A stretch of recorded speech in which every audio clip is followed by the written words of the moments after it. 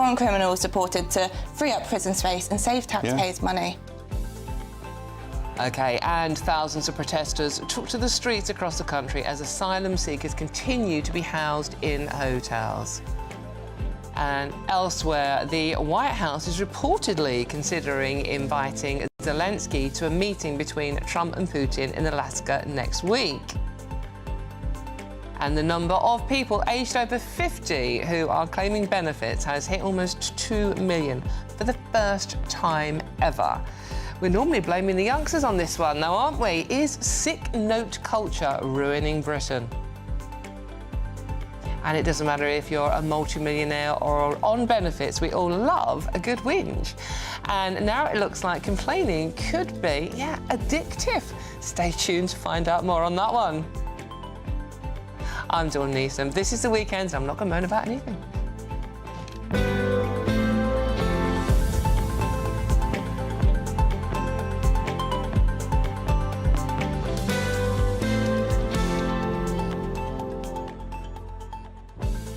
So thank you so much for your company this Sunday afternoon. You are the favourite part of the show for me, talking to you and discovering what you want to talk about and what you think on all the subjects we're discussing today, whether it's migrant hotels, people being grumpy, possibly, or even the weather, because, you know, that's what we're here for, just to talk to you and understand what makes you tick. And it's really easy to get involved. Simply go to gbnews.com/yoursay and join in our conversation. But before we get stuck into today's stories, and it's a really packed show again, let's get the news headlines, and I think it's Aaron Armstrong today.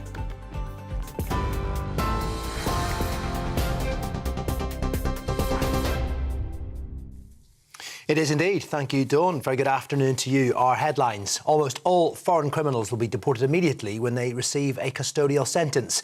Ministers say the planned changes for England and Wales will save the taxpayer an average £54,000 a year for each prison place. Now, if passed, the new legislation could be applied to those already in prison, meaning deportations could start immediately, although murderers, terrorists and those on life sentences will have to serve their full term in the UK. The proposal by the Justice Secretary, Shabana Mahmood, goes further than a change to the law that's due to come into force in September. The Conservatives have accused the government of taking a soft-touch approach that isn't working, but Labour Minister Alex Davis-Jones says the government is clamping down on loopholes in the law. We've been very clear as a government, the Home Secretary and the Lord Chancellor, that we feel like Article 8, which is the right to a family life, is being abused currently. We need to tighten that up, and we are looking at just exactly how we do that. We are, of course, ready for any legal challenges, but we believe that this policy is robust. We are doing the right thing here by the British taxpayer, by the British citizens, and we are ensuring that we are committed to their plan for change and doing what they think is right. The White House is considering inviting Volodymyr Zelensky to a meeting between Donald Trump and Vladimir Putin to discuss the war in Ukraine. It's understood Mr. Trump's willing to make it a trilateral meeting, but for now it remains just him and Mr. Putin, as requested by the Russian president. Ukraine's European allies have reiterated their support following a security meeting hosted by the Foreign Secretary David Lammy yesterday. They are saying the path to peace cannot be decided without Kyiv. Well, Zelensky has rejected Donald Trump's suggestion that any deal will involve swapping territories. But Tory MP Sir Geoffrey Clifton-Brown says Ukraine may have to accept that as part of any negotiations. I think some territory swap is inevitable, given that Russia now holds quite a bit of Ukraine. Inevitably, at least on some form of informal basis, Russia is likely to want to occupy that bit that it holds. The idea of NATO membership, I would have thought, would be a complete anathema to President Putin, so I doubt that'll be part of the deal. In fact, I would think totally the opposite. Whatever the peace deal is, there will be peacekeepers in what remains of Ukraine, and I suspect the deal will be that they will not be allowed to join NATO. Police say 474 people in total were arrested in central London yesterday during demonstrations in support of Palestine Action, which was banned last month under anti-terror laws. Now, of those arrests, 466 were for showing support for the group. That is punishable by up to 14 years in prison. Dozens of people simultaneously unveiled handwritten signs. Those signs said that they oppose genocide and they support Palestine Action. Well, the Home Office says the prescription of Palestine Action is not about Palestine, nor does it affect the freedom to protest on Palestinian rights. The charity Amnesty International has described the mass arrests under UK terror laws as deeply concerning. The Israeli Prime Minister is expected to reveal more details about his controversial plan to take control of Gaza City later. Benjamin Netanyahu will hold a press conference with international media this afternoon, where he'll be asked about his decision to expand the war, which is thought will displace around 1 million people. Now, the proposal has received widespread international condemnation and goes against the advice of the Israeli military, which says expanding the war could endanger hostages being held by Hamas. The UN Security Council will hold a delayed emergency session later to discuss the situation in Gaza. The Home Office says 435 migrants crossed the English Channel yesterday. A total of 7 boats were brought to the Dover shore by Border Force and the RNLI. It takes the total number of those arrivals this year to more than 26,000. Firefighters in Dorset say they've brought a wildfire at Holt Heath near Wimborne under control. A crew of more than 100 fighters saved one property from the blaze, which started yesterday morning. It led to a major incident being declared and 20 homes being evacuated. Finally, the last newspaper street vendor in Paris is to receive one of France's highest honours after walking the streets of the capital for some 50 years. Breaking news. Monica Lewinsky is pregnant by Trump. She's got twins. Oh, yeah. Has been using his humour to try to sell dailies on the terraces of Parisian cafes since 1973, and now he's officially to be recognised for his contribution to French culture. And the President, Emmanuel Macron, who bought newspapers from Mr Akbar as a student, will decorate him with the Order of Merit next month. The veteran says he would sell 30 copies of Le Monde on a good day. Before the internet, he said it was almost three times as many. There's your headlines. I'll be back with more at 1:30. Take the GB News family with you on any device. As long as you have an internet connection, tune into GB News anywhere on the planet or beyond.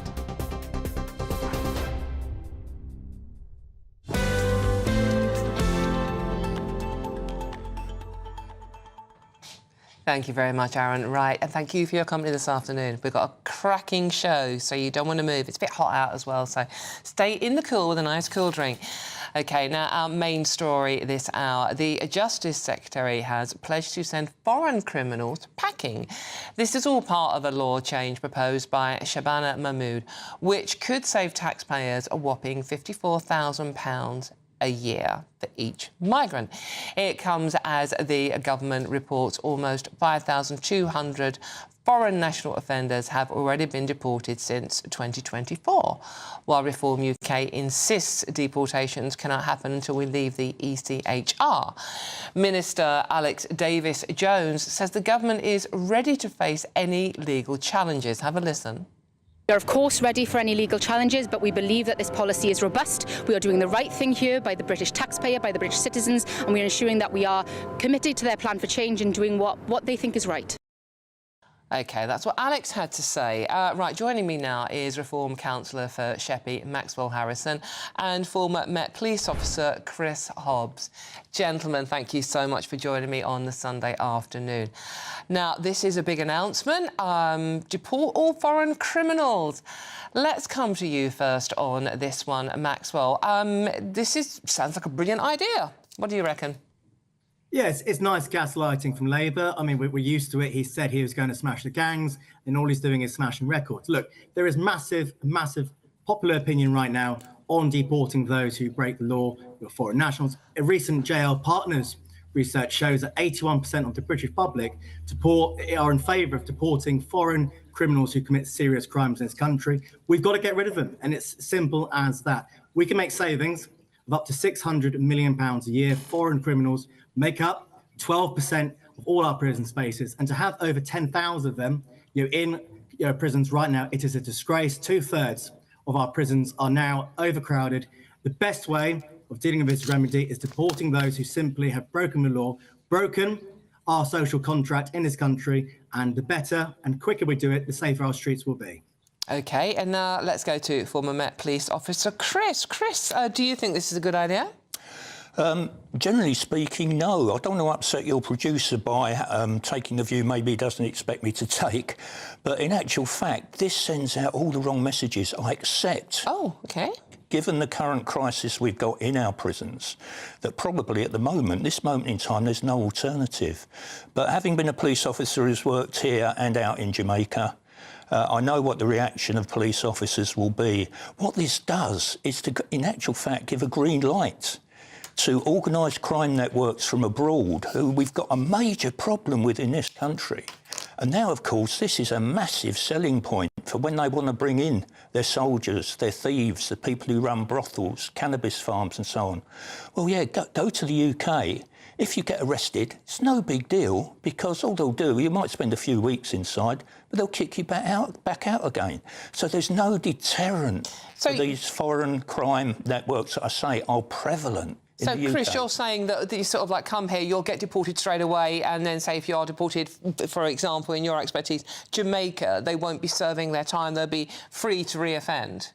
Basically, yes. I mean, if you've got a returns agreement, say, I'm not sure whether one still exists with Jamaica, but say with Albania, and you go back and you have to serve the rest of your sentence in a foreign jail, that's one thing. And obviously murderers and very serious criminals won't be given the ticket on the plane back. No. But at the same time, for these thieves, people smugglers, shoplifters, dippers, etc., I could go on, who are from abroad, who come here to commit crime, that is a massive incentive to be recruited. You're not going to go to prison. OK, interesting. That's a different viewpoint, maybe. Maxwell, what would you say to that? It's no deterrent really at all. Well, look, I would argue that we don't definitely have deterrence in this country, but that's my point. You know, deporting these people is the only apt route. In the year ending March 2022, we had 3,000 foreign criminals who avoided deportation, stayed in the country and committed 10,000 further reoffences. That was 25% up from the year before. And if you take, for example, between 2018 to 2022, you know, foreign criminals committed, again, 38,000 reoffences. So actually, removing them from this country is actually in the interest of the British public and their safety. The idea that actually it might lessen the views of gangs and whatnot, I don't particularly agree with. But again, let's go back to the right point of here. This is just gaslighting from Labour. This will not work. You know, adding more legislation does not mean that people who come into this country and then commit crimes will go. The ECHR will stop that. Already, we've seen in recent years 12 injunctions and 3,000 foreign criminals who rightly should have been deported, never were deported because of the European Convention of Human Rights. So until we leave that awful legal framework, this is all just mere puff. Chris, obviously the devil is always in the detail in these, and the details, as always, are quite sketchy coming from the government today. The ECHR, we keep coming back to the European Convention of Human Rights. Almost every conversation we have these days. Is that going to be an issue to stop us deporting foreign criminals? Well, if we stay in it, it is. I mean, I can remember one Jamaican guy, and I don't want to criminalise all Jamaicans, but that's where I was working. No, this is your experience you're talking from. Yeah, and what happened there was he was deported, put on an Air Jamaica plane, who were normally very good with deportees. He kicked off big style. Captain said, I'm not taking him. He came back, spoke to an immigration officer. I listened to the conversation. And he said, I'm claiming political asylum because I'm gay. And she looked down the file and she said, hold on, you fathered 2 children by 2 separate baby mothers. And I have to confess, we all laughed at the time, but she said to me, the immigration officer said, he's going nowhere. And that perhaps illustrates part of the problem, as your other guest has pointed out, with this particular piece of legislation that we adhere to. Maxwell, I mean, this is a reform policy, but the policy that you have is to leave the ECHR as well. Do you think you seem to be living rent-free in Labour's head at the moment? Because everything they're coming up with at the moment that makes them sound tough is taken from reform. Well, no, of course we're living in the head rent-free. Recent polling has us at 32%, which is 12 points ahead of Labour. And on Thursday, we won 100% of the by-elections, one which was a defence, but the other 2 were wins from Labour. So, you know, we are absolutely skyrocketing in the polls. They are terrified of our rise. And on any argument about, because what we will see is that they'll bring in this legislation. It won't work. They'll talk about Article 8 and how it needs to be tightened up. It won't work.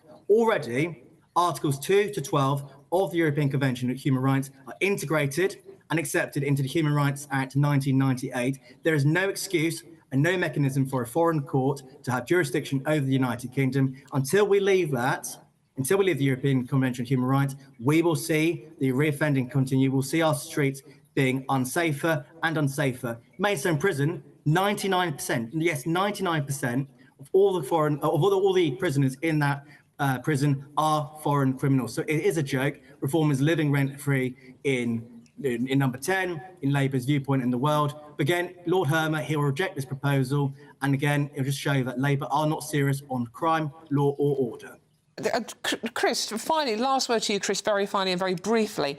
So why are Labour announcing this when, you know, both of you admit it doesn't sound like it's going to work? So why are they making this announcement? Is it anything to do with J.D. Vance being in the country, do you think? Possibly. No, I'm not sure it is. I just think they think it's an opportune moment to make this announcement to appear tough on foreign criminals. But as I've just said, what it does is gives the green light to organised crime networks from abroad. Albanians, for example, their crime network controls a lot of the cocaine importation. If they want to bring in a soldier, one of the incentives they can say to this soldier to deal drugs on the streets is, well, yeah, get to the UK. If you get nicked, arrested, it's not a problem. You'll be back home and we'll look after you then. So it's fraught with what we need are more prisons, basically. That's part of the problem. OK. Thank you both very much. So two sides there, political and the criminal side of that, a Reform Councillor First Deputy Maxwell Harrison and former Met Police officer Chris Hobbs. Thank you both so much for joining me on that debate. Well, let me know what you think. gbnews.com/your say. Let me know. It'd be very interested to hear your views on that one. Now, we're moving on. Protests continue to rumble on throughout the country as 3,000 riot police were deployed across England and Wales yesterday. While protests were mostly peaceful between rival groups, a number of arrests were made in Nuneaton, Canary Wharf and Epping in Essex. It comes as figures reveal 435 small boat migrants crossed the Channel yesterday as well, bringing the total of arrivals above 26,000 so far this year. Joining me now is Lambeth councillor and Momentum member Martin Abrahams. Good afternoon, Dawn. Good afternoon, Martin. OK, Martin, we did see a lot of protests around the country yesterday. What's your take on how the situation developed? Well, listen, there's a lot of anger out there at the moment, Dawn, but my position on this is that that anger is being misdirected. You've got some of the poorest, most vulnerable people in our society being housed in these hotels. You know, they're not living a life of luxury by any stretch, despite these reports. Most of these migrants get £8, you know, on average a week to survive. And, you know, we have a duty as a country signed up to the Convention on Migration Rights to have a humane system for these migrants. And, you know, we're living in a deeply unequal society, Dawn. There's no doubt about that. In 1990, there were 15 billionaires in this country. 2024, there's 165 billionaires. People's lives are getting much more difficult. People are finding it really hard to put food on the table. But that is not as a result of migrants coming over here, often fleeing persecution, often fleeing wars that the UK has either taken part in or, you know, supported. And, you know, it really is quite depressing to see people's anger being misdirected in this way. OK, Martin, and when you say some of the poorest people, I mean, these people, and many of them are paid €5,000, it happens to be, to actually make that crossing across the Channel. That doesn't sound like they're scrabbling around for spare change. I mean, we don't know everyone's personal situation, Dawn, but, you know, these people... But they're not getting across for free.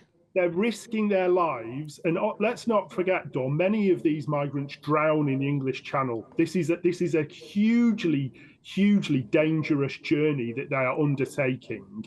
But they've made a choice to flee probably what is an even more dangerous situation. France. In war-torn countries, in countries where they would be persecuted, for their political opinions or for, or for their, their sexuality or something like that. But Martin, you would accept they are safe in France?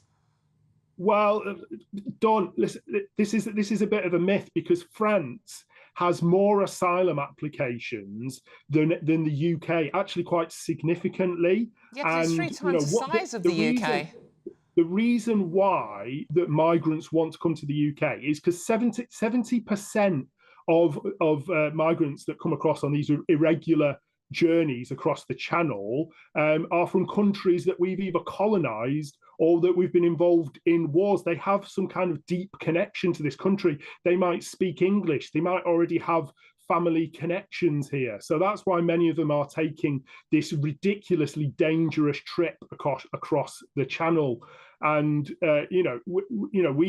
we need to talk about migration. And obviously, you can rely on GB News to always talk about migration, because you can't ignore the fact that migration is becoming a problem. But the UK, the UK is in a position now where it seems to dislike migrants, but it seems to really, really like creating more of them. We're currently strong allies of Israel, that's committing a genocide in Palestine, is bombing Iran, a country of 90 million people, into what is almost a failed state.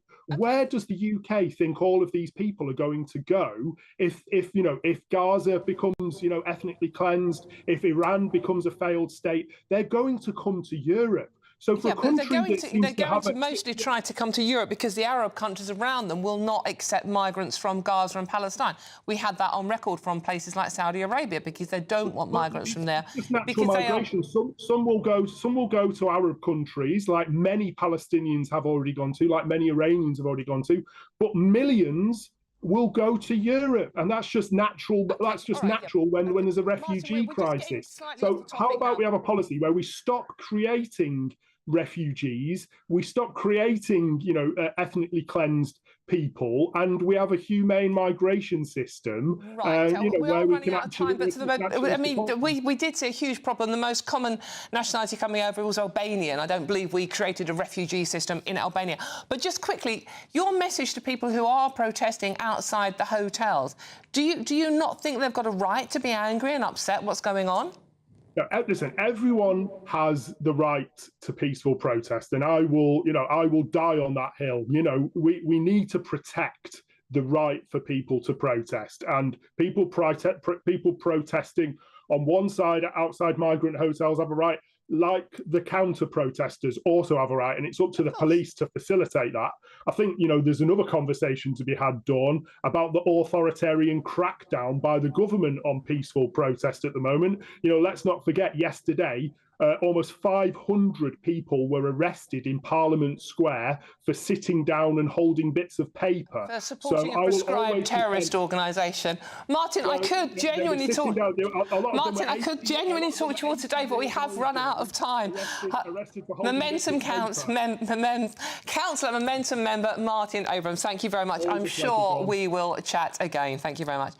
Well, what do you think of that one? gbnews.com/say. Interesting to hear. I'm Dawn Neeson, and this is GB News. Loads more coming up on today's show. It doesn't matter if you're a multimillionaire or on benefits. We all love a good whinge, yes. And now it looks like complaining could be, well, addictive. Stay tuned to find out more about that one. But after the break, the number of people aged over 50, I might just be edging into that bracket, who are claiming benefits has hit almost 2 million for the first time ever. Is sick note culture ruining Britain now? All of that and much more to come. This is GB News, Britain's news channel. Don't go too far. See you soon.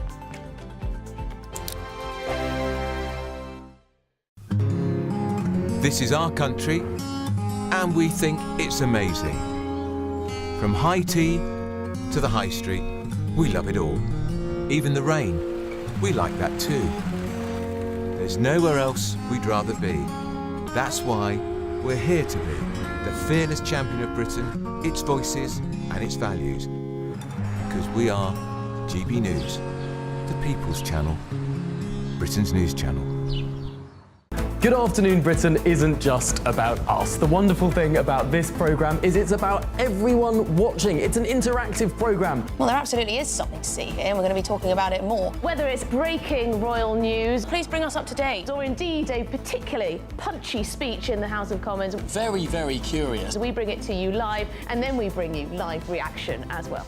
That's Good Afternoon Britain, weekdays from midday. Only on GB News, the People's Channel, Britain's news channel.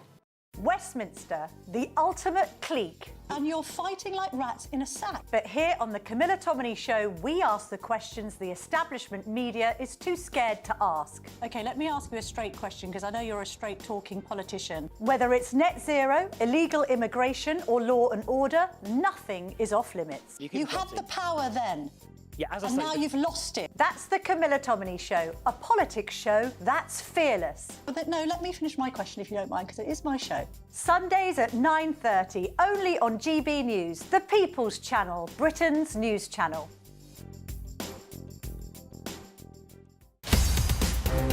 In the GB Newsroom, we bring you the news as it happens. With our team of dedicated journalists across the UK, we're ready to keep you up to date with what's happening every half an hour, every single day. Bulletins here on GB News, the People's Channel, Britain's news channel. Westminster's full of talk, but out here, it's the real world. Am I allowed to talk now? No, that's it. This is where it matters, real people and real lives. That's what politics is all about. The fact that Trump made a good start, no. Straight answers, no spin, and just a couple of pints. How many fingers have I got up? About 10. So join me for Lee Anderson's Real World every Friday at 7 p.m, only on GB News. The People's Channel, Britain's news channel. You want to know what's really going on in the corridors of power? Labour don't know what to do with you half the time, and that makes you quite lethal in the chamber. Get behind the headlines with Chopper's Political Podcast. Join me, Christopher Hope, as I sit down with the great and the good of British politics. We'll see where this ruling takes us. These are the stories shaping our nation. Chopper's Political Podcast, available now on all platforms. Listen in and stay ahead.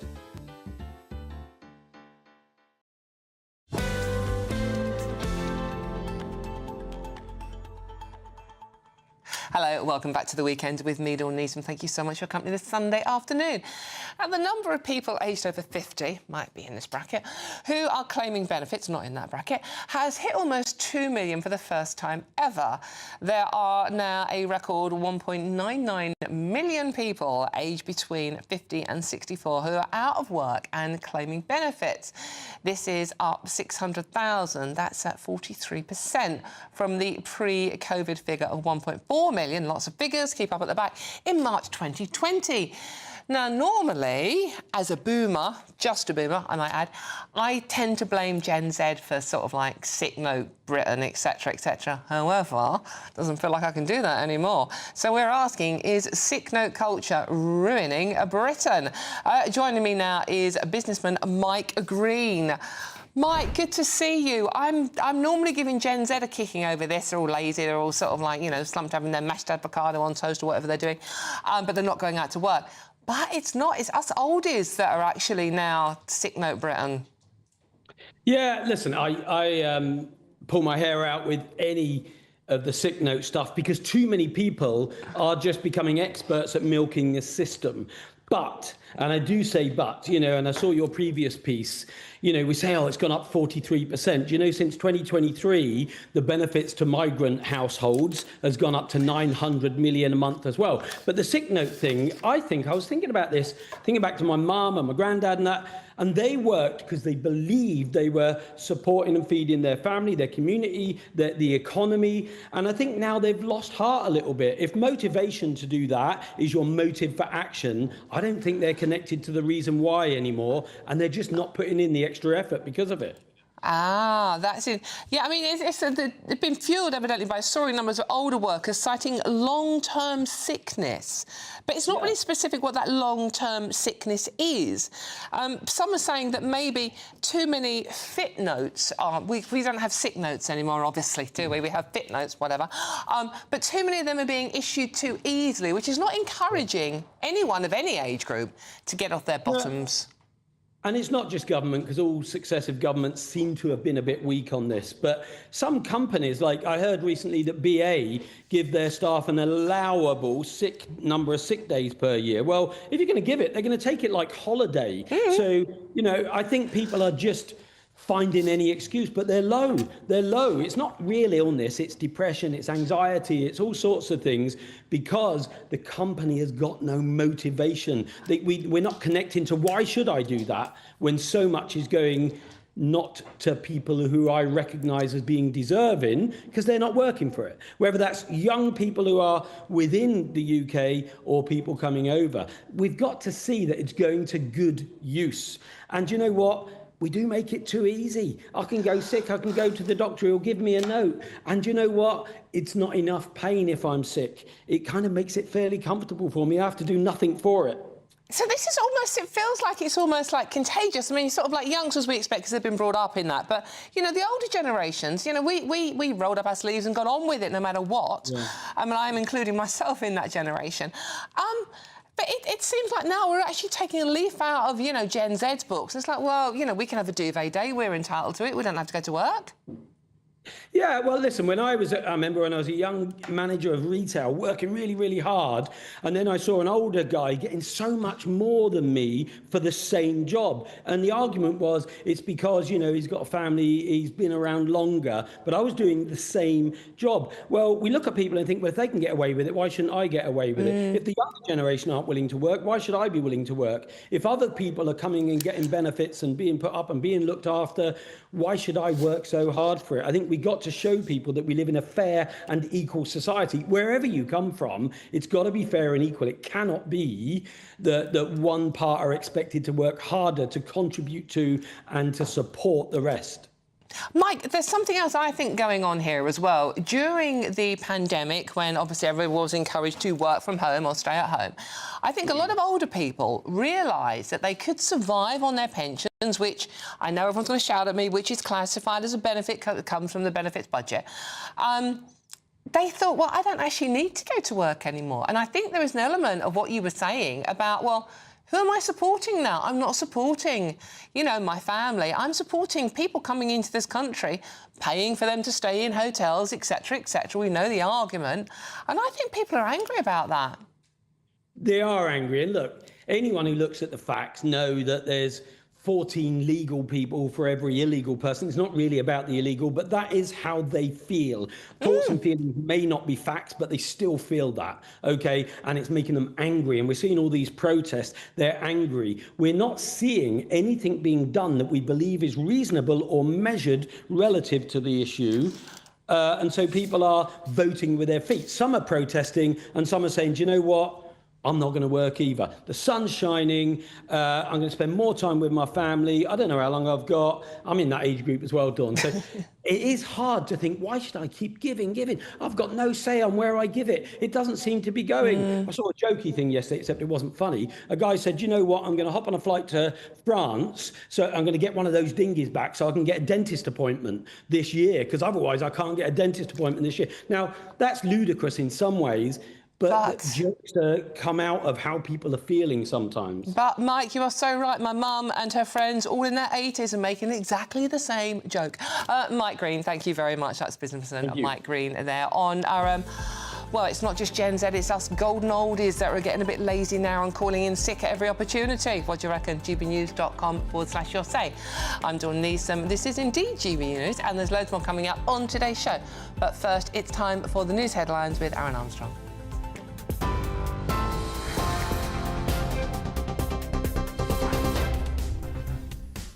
Thank you, Dawn. Good afternoon to you. Our headlines. Foreign criminals who are given a custodial sentence in England and Wales will be deported immediately under new government plans. Foreign nationals account for 12% of the prison population. Ministers say it will save £54,000 per person. President Trump's considering inviting Volodymyr Zelensky to his meeting with Vladimir Putin in Alaska on Friday.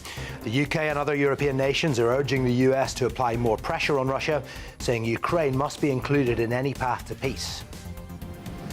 474 people have been arrested at a demonstration in support of the banned group Palestine Action. Police say it's the most arrests made related to a single operation in the past decade. The Home Office says 435 migrants crossed the English Channel yesterday.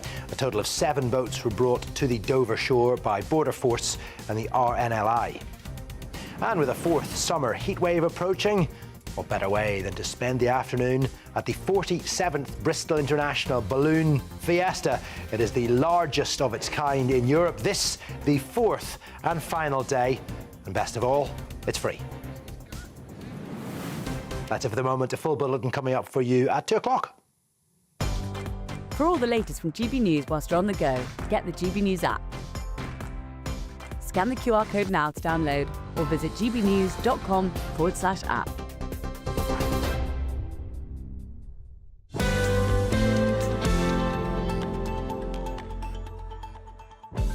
I'm loving that balloon story at the end of Aaron's broadcast. That was great, wasn't it? If you are going up in a hot air balloon, now remember you can take us with you because we are available on your phone and on your radio. There is literally no escape. And remember, this show is all about you. So let me know your views on all the stories. A bit feisty already, some of you. We're discussing gbnews.com/your say and join in the conversation. There's loads more coming up on today's show, though. The White House is reportedly considering inviting Zelensky to a meeting between Trump and Putin in Alaska next week to discuss, Zelensky's country. But after the break, will foreign criminals be sent packing? Well, that's what Justice Secretary Shabana Mahmood has pledged, excuse me, saving the taxpayer £54,000 per year. Prison place. Excuse me. Labour MP Rosie Writing spoke to GB News political editor Christopher Hope earlier. This change in law is how they're going to get that action and see foreign criminals deported to free up prison space and save taxpayers money. All of that and much more to come. I'm Dawn Neeson. This is GB News, Britain's News Channel. We'll see you soon. Hello, good morning. Welcome to your latest GB News weather forecast. Plenty of sunshine across much of England and Wales today. Cloudier skies, Northern Ireland, parts of Scotland as rain moves in later. But the largely dry weather is thanks to high pressure, which is across much of the UK, though this weather front slowly edging in from the west to give some cloud and rain. And you can see across Northern Ireland, parts of Scotland, a bit of a cloudier afternoon. There'll be some bright or sunny spells, a few showers possible. But across England and Wales, plenty of sunshine to come. A little cooler around the coast, but inland temperatures really starting to rise. Temperatures 25 to 28 Celsius towards the southeast. High teens to low 20s further northwest where it is a little cloudier. Into this evening time, we do see that cloud continuing to thicken across the northwest. Outbreaks of rain moving in here across the highlands, turning breezy around the coast as well. Still some sunshine into the evening across eastern parts of Scotland, but that rain also extending into parts of Northern Ireland, northwest England clouding over too, but a lovely end to the day across much of England and Wales. Plenty of sunny spells and temperatures on the warm side. As we go through the rest of the evening and overnight, further outbreaks of rain pushing eastwards across parts of Northern Ireland, Scotland, Northern England, turning heavy at times over the higher ground, but it is patchy in nature, so some places staying dry into the early hours. The rest of England and Wales, some mist and fog patches forming once again. Temperatures not as low compared to the night just gone, double figures for everyone. So a bright start for much of England and Wales, plenty of sunny spells once the morning fog clears. Cloud and rain across parts of northern England and Northern Ireland should clear and it should lift and break to allow some sunny spells here, but the rain continues across northwestern parts of Scotland, particularly the Highlands where it could be heavy at times. But in that sunshine, temperatures rising to around 31 Celsius in the southeast. You've read the headlines, you've heard what those in power have to say. How about now we actually get to the truth? They would pay attention. We go beyond the political theatre and tell you what's really going on behind the scenes. For a massive council tax hike, one of the biggest in the UK. Others follow their lines, but we go off script. You sound like a broken record. You say that week after week. Cutting through the narratives and giving you unique perspectives. That's Ben Leo tonight, Saturdays and Sundays from 9 p.m. on GB News, Britain's news channel. It's Patrick Christie's Tonight, and here we do things differently. It's explaining the absolute madness of this, doesn't it? It's explosive. I mean, this is very good. It's lively. 850. Your government sat there short and it did nothing. It's controversial. And the Middle East has been in turmoil since before I was born. It's everything you need to kickstart your evening. Everyone's had their Weetabix tonight. I love to see it. That's Patrick Christie's Tonight, weeknights from 9 p.m. only on GB News, the People's Channel, Britain's news channel.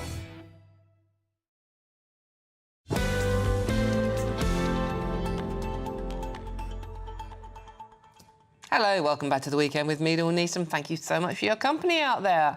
The Justice Secretary has pledged to send foreign criminals packing. This is all part of a law change proposed by Shabana Mahmood, which could save taxpayers, that's you and me, a whopping £54,000 a year for each prisoner. It comes as the government reports almost 5,200 foreign national offenders have already been deported since 2024, which sounds brilliant, doesn't it? Labour MP Rosie Writing spoke to GB News political editor Christopher Hope. Have a listen to what she had to say. Government plans today to allow your government, our government, to deport foreign national prisoners. How many will be deported in the first year? This is about Labour taking action on deporting foreign criminals. Already, we've seen an uplift. So in the past year, we've deported 5,400. That's 14% more than that same time in the previous year. But what this means is that we can go firmer and faster and deport these foreign criminals straight after they've been sentenced. We can't put an exact number. I know people... So all I want to hear is how many, Rosie? Well, over the past few years, people have heard so many numbers from the previous Conservative government that haven't ended up happening. I think they've stopped believing numbers, but what they want to see is action. And this change in law is how they're going to get that action and see foreign criminals deported to free up prison space and save taxpayers money. 10,400 foreign national prisoners in jails. That's 12% of the population. They cost £54,000 each. That's millions of pounds of our taxpayers' money being spent on housing these people here. Will they all be sent home, and when will that happen by? Well, it's a process needs to be played out. Obviously, this has just been announced today. But what is really important is that they will have the chance, they will be deported straight after being sentenced. We inherited a system where they would have to serve 50% of their sentence. In June, we changed that to 30%. And now this is straight after sentencing, which really increases the numbers of people we can deport. But the Tories, I mean, they had these prison transfer agreements, but really the numbers were nothing like what they sort of played out they would be in the media. I think in their last year they deported 33, which is not the numbers that people want to see. But this change in law is how we get that action. And this is a big issue under the last Labour government in the noughties under Labour. It's never gone away, the issue of foreign national prisoners. One concern might be that when they do go home to wherever they've come from, they then can be free to wander around and be free at liberty to just be free in their home country rather than jailed. What do you say to victims seeing that? I think that victims should always have justice for the crime that has taken place. And I don't know the details of the communication with the country they'll be returning to. But if someone has been sentenced because they've committed a crime, it is right, absolutely right, that they serve that sentence. And if they're a foreign national, that they're not taking up our taxpayers' money and vital space in our prisons. They could be freed and go home, be free to wander around at home. And how is that justice for victims? Well, you know, other countries have their own judicial process, and it is right that the people who have committed a crime should be serving that sentence. But if they're not, if they're going home to be freed at home, maybe it's better if they're here, serving their time here for crimes committed in this country. Well, they should be serving their sentence. But they may not be under this policy. Well, that's down to the country that they come from. But there are strict judicial processes in other countries. If they're sent home and not imprisoned at home, they shouldn't be sent back. Well, they should be serving their sentence in their home country. What about human rights? There could be concerns about that. There might be human rights challenges to being sent away from this country. Yeah, and that is a challenge. But also, if you have committed a crime, it is right that you face the full force of the law, and if that's in the country that you're from, that you know that that's a possibility, that you'll be facing that. But also, I know you spoke about this has been an issue for a long time, and it has, but the amount of space in prison is a current issue, and we saw that when we were elected last year. I mean, I think personally, it's part of the reason that the Tories called the elections when they did, is because they knew how full our prisons were going to be.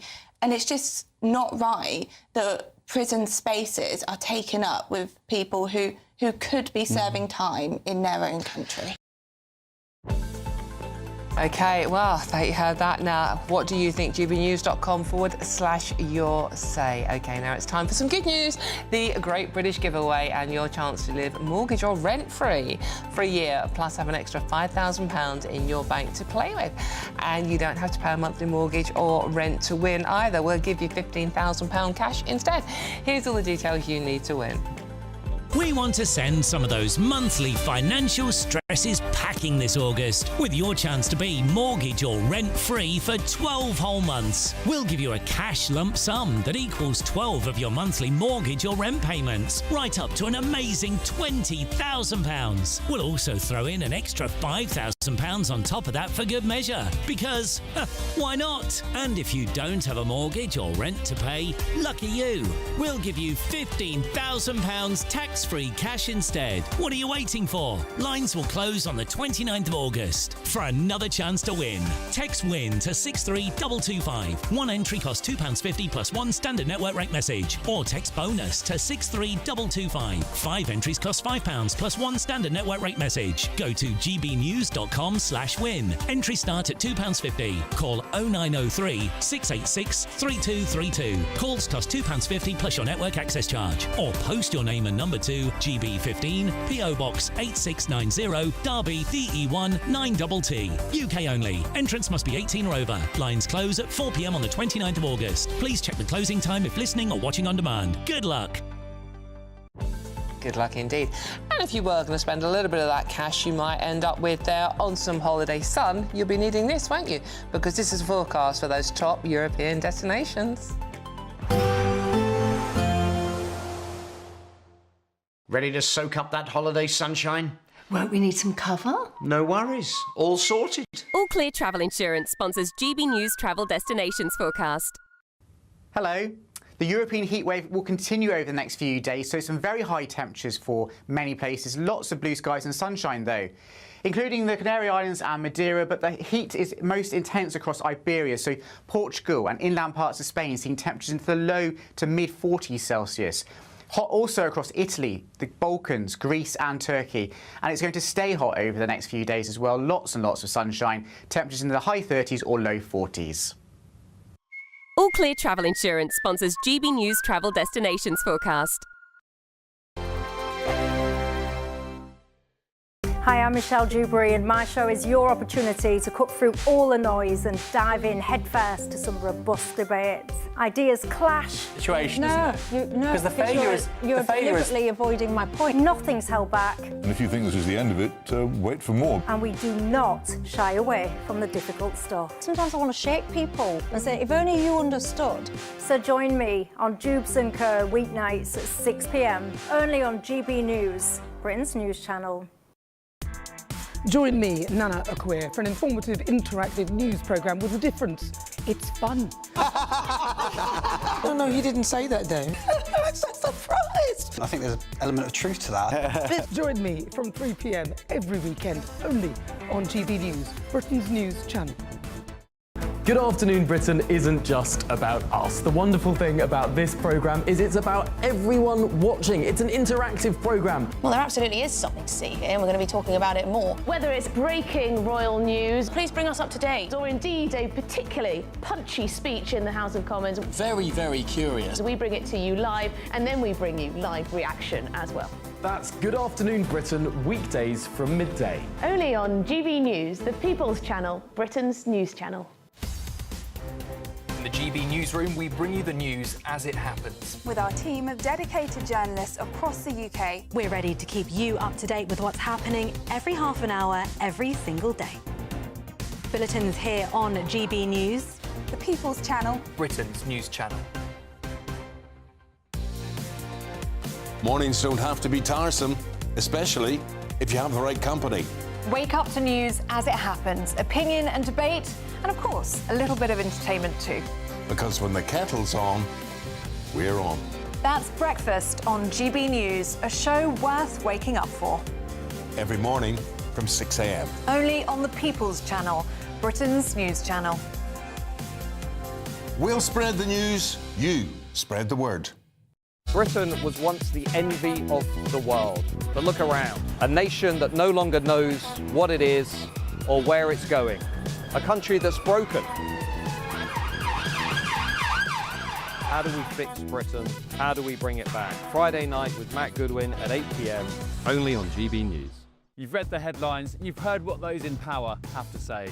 How about now we actually get to the truth? They would pay attention. We go beyond the political theatre and tell you what's really going on behind the scenes. For a massive council tax hike, one of the biggest in the UK. Others follow their lines, but we go off script. You sound like a broken record, you say that week after week. Cutting through the narratives and giving you unique perspectives. That's Ben Leo tonight, Saturdays and Sundays from 9 p.m. on GB News, Britain's news channel.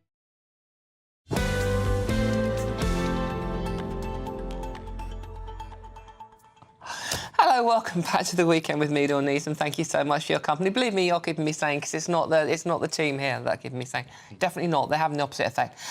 Unless you're talking about Aidan McGee, because he's now with me to talk about all the sport that's going on and a lot of it. Yeah, exactly. Well, I wanted to shine a light on the Championship, which started this weekend. We saw one game on Friday, yeah. Birmingham against Ipswich, of course, which we went over yesterday. We saw a range of games yesterday. Portsmouth winning at Oxford, good result for them. You're seeing the I don't know how to describe it really, but Neil Harris, the old Millwall manager, many years ago said to me that this will soon be Premier League 2. And I can see what he means now. Oh, God, yeah, no, absolutely. Because we're in the era now where we talk about parachute money. Well, actually now, should it be known, as some wags are saying, not those sort of wags as in like people who take an irreverent view of sport. The people who are saying, should this now be known as the trampoline payment? Well, because exactly you come down, and you go straight back up. And if anything threatens the competitive nature of this league, which everyone loves, then that's going to be it. Yeah. Let's hope it's not like that. But it doesn't help when you've got cases in point like Sheffield Wednesday. You mentioned them there. They've had all sorts of problems throughout the summer. In fact, they've been in managed decline effectively for the last few years. I mean, it was only in 2015 and 16, or maybe 17, I'm not sure. They were in the playoff final 2 years running. So that's an example of an owner coming in, throwing the dice, and it didn't come off. Look, things could have been different. We all remember how Peter Ridsdale at Leeds said we chased the dream. Yeah. It didn't work for them, and just a few miles down the road in Sheffield, it's not working for them either at Hillsborough. They're consistently, season after season, being outshone by their rival Sheffield United, which will hurt, especially over the last 6 or 7 years. And at the moment, they've barely got any players contracted. There are players who have been offered contracts. There are people losing their job left, right and centre. Dafon Shansiri has been in the charge of the club probably about 10 years now. He seems to have lost interest. The local MP is getting involved as well. And I'm not really sure where it ends, because this is a grand old club. And if there are any investors out there looking to buy a club, I'm not just saying it now because it's on its uppers, but I would have said many years ago, this is the club to buy. They consistently get strong crowds.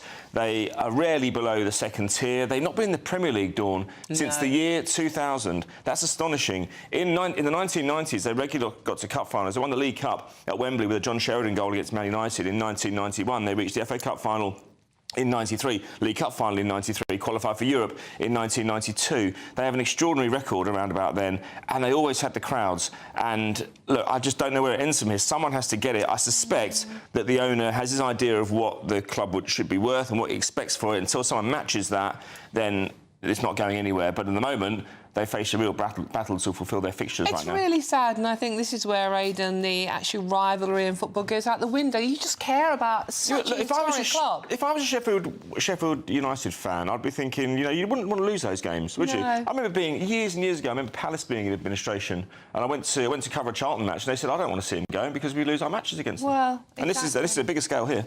Yeah, it's any case. If you are a Sheffield fan, let us know how you're feeling. It must be awful. Thank you very much, Aidan. Don't go anywhere. This is our GB News. Lots more coming up. But first, it's time for the weather, because it's quite nice, I think. Should we find out? Here's the details.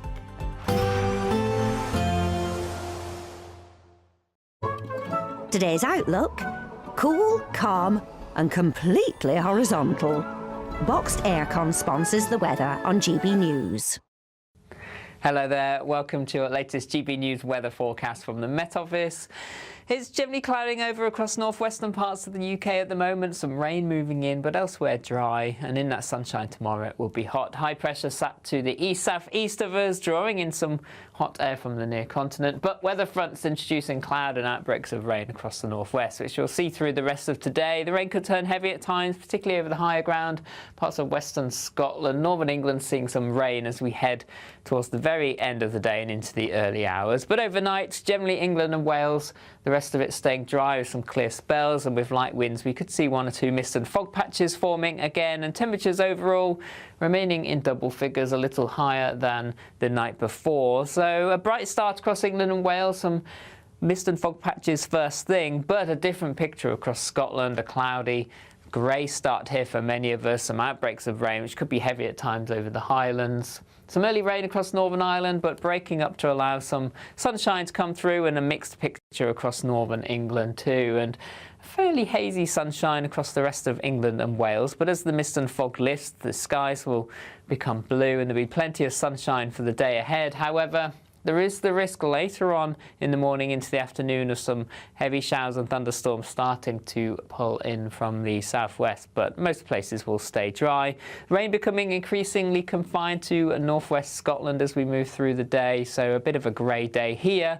But in the sunshine, temperatures lifting the high 20s, possibly 30, 31 Celsius towards the southeast. Into the evening time, 1 or 2 thunderstorms are possible, but most places staying dry with sunny spells, though the sunshine quite hazy across England and Wales. The rain still lingering across parts of the Highlands. And the next few days remains hot and sunny for many of us. Light winds, temperatures reaching the low, possibly mid-30s. See you soon. Today's outlook: cool, calm and completely horizontal. Boxed Aircon sponsors the weather on GB News. There's just 3 weeks to see how you could win your mortgage or rent paid for a whole year. That's a cash lump sum equivalent to 12 of your monthly mortgage or rent payments, right up to a whopping £20,000. Plus, we'll add an extra £5,000 on top for good measure. Make sure you don't miss out as lines close on the 29th of August. For another chance to win, text WIN to 63225. One entry costs £2.50 plus 1 standard network rate message, or text BONUS to 63225. 5 entries cost £5 plus 1 standard network rate message. Go to gbnews.com/win. Entries start at £2.50. Call 0903 686 3232. Calls cost £2.50 plus your network access charge. Or post your name and number to GB15 PO Box 8690 Derby DE1 9TT. UK only. Entrance must be 18 or over. Lines close at 4 p.m. on the 29th of August. Please check the closing time if listening or watching on demand. Good luck.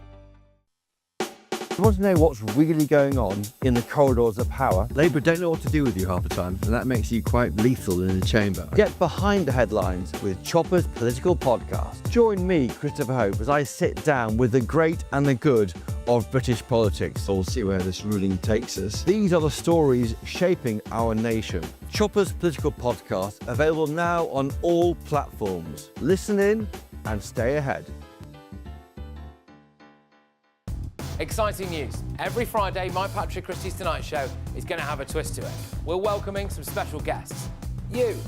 That's right, on Fridays I'm going to be doing my show in front of a live studio audience, because this show is about you and what you have to say. It's going to be the same big debates, same big topics, same big opinions, but every Friday night at 9 p.m. you are invited to come on down to Patrick Christie's Tonight to be a part of the action.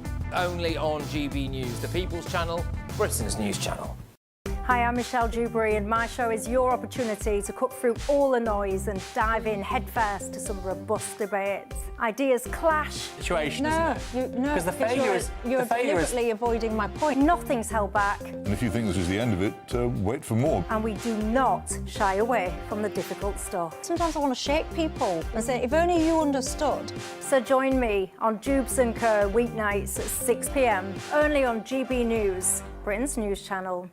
Good Afternoon Britain isn't just about us. The wonderful thing about this programme is it's about everyone watching. It's an interactive programme. Well, there absolutely is something to see here, and we're going to be talking about it more. Whether it's breaking royal news, Please bring us up to date. or indeed a particularly punchy speech in the House of Commons, Very, very curious. we bring it to you live, and then we bring you live reaction as well. That's Good Afternoon Britain, weekdays from midday. Only on GB News, the People's Channel, Britain's news channel.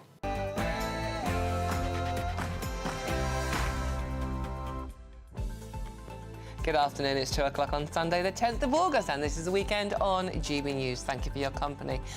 Packed show for you, including will foreign criminals be sent packing? Well, that's what the Justice Secretary Shabana Mahmood has pledged, saving the taxpayer £54,000 per year per prison place. The changes cover fixed-term prisoners with authorities able to block deportation on national security grounds. Labour MP Rosie Writing spoke to a GB News political editor Christopher Hope. This change in law is how they're going to get that action and see foreign criminals deported to free up prison space and save taxpayers' money. Yeah, not a lot of you agreeing with that one. Meanwhile, thousands of protesters took to the streets across the country as asylum seekers continue to be housed in hotels. And elsewhere, the White House is reportedly considering inviting Zelensky to a meeting between Trump and Putin in Alaska next week. And it doesn't matter if you're a multimillionaire or on benefits, we all love a good whinge. And now it looks like complaining could be addictive. Stay tuned to find out more about that one. I'm Dawn Neeson, and this is The Weekend.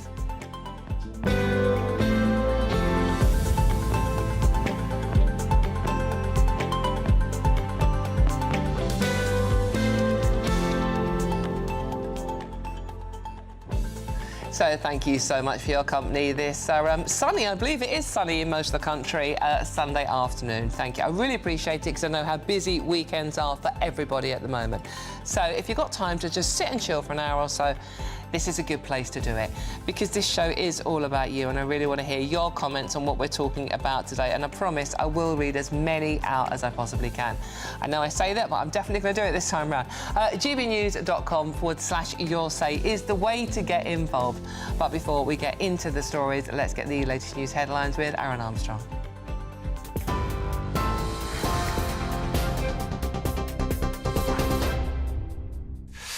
Thank you, Dawn. Good afternoon to you. It's 2 minutes past 2. The government has vowed to send most foreign criminals packing with new legislation that will mean they're deported immediately when they receive a custodial sentence. Murderers, terrorists and those on life sentences, though, would still have to serve their full term in the UK before deportation. Ministers say the planned changes for England and Wales will save the taxpayer an average of £54,000 a year for each prison place. Well, the Conservatives say the Justice Secretary, Shabana Mahmood, should go further by suspending visas and aid to any country that doesn't accept returns. Labour Minister Alex Davis-Jones says the government is clamping down on loopholes in the law. Been very clear as a government, the Home Secretary and the Lord Chancellor, that we feel like Article 8, which is the right to a family life, is being abused currently. We need to tighten that up and we are looking at just exactly how we do that. We are of course ready for any legal challenges, but we believe that this policy is robust. We are doing the right thing here by the British taxpayer, by the British citizens, and we are ensuring that we are committed to their plan for change and doing what they think is right. The Israeli Prime Minister is expected to reveal more details about his controversial plan to take control of Gaza City shortly. Benjamin Netanyahu will hold a press conference with international media in about half an hour's time as protests intensify in Israel over his decision to expand the war, which will displace around 1 million people. The proposal has received widespread international condemnation and goes against the advice of the Israeli military, which says the new offensive could endanger hostages being held by Hamas. The UN Security Council will now hold an emergency session later around 4 o'clock to discuss the situation in Gaza that was scheduled to happen last night. Police say 474 people were arrested in central London during yesterday's demonstration in support of Palestine Action. Of those arrests, 466 were for supporting the group, which is punishable by up to 14 years in prison. Dozens of people simultaneously unveiled handwritten signs opposing genocide and supporting Palestine Action, which was banned last month under anti-terror laws. Amnesty International, the charity, has described the mass arrests under UK laws as deeply concerning. Reports in the US claim President Zelensky could be invited to talks about the war in Ukraine with Donald Trump and Vladimir Putin next Friday.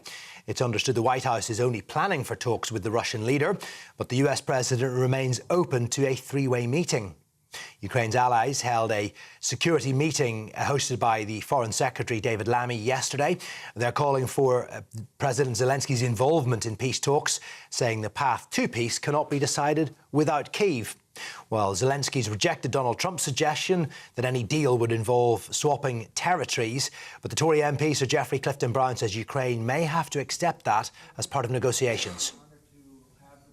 I think some territory swap is inevitable, given that Russia now holds quite a bit of Ukraine. Inevitably, at least on some form of informal basis, Russia is likely to want to occupy that bit that it holds. The idea of NATO membership, I would have thought, would be a complete anathema to President Putin, so I doubt that'll be part of the deal. In fact, I think totally the opposite. Whatever the peace deal is, there will be peacekeepers in what remains of Ukraine, and I suspect the deal will be that they will not be allowed to join NATO.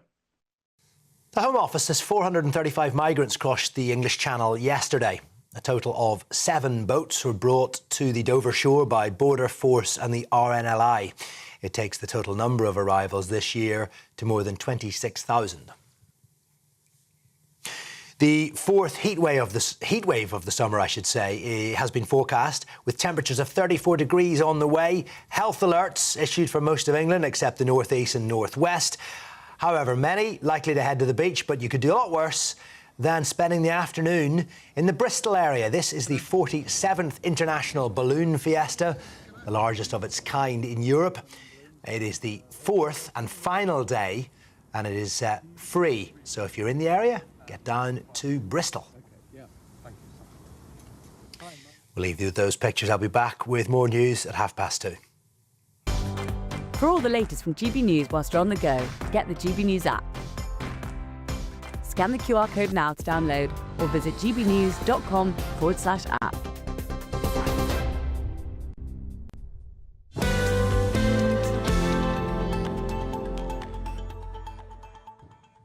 Thank you very much, Aaron. Right, let's get straight into this hour, shall we? Protests continue to rumble on throughout the country as 3,000 riot police were deployed across England and Wales yesterday.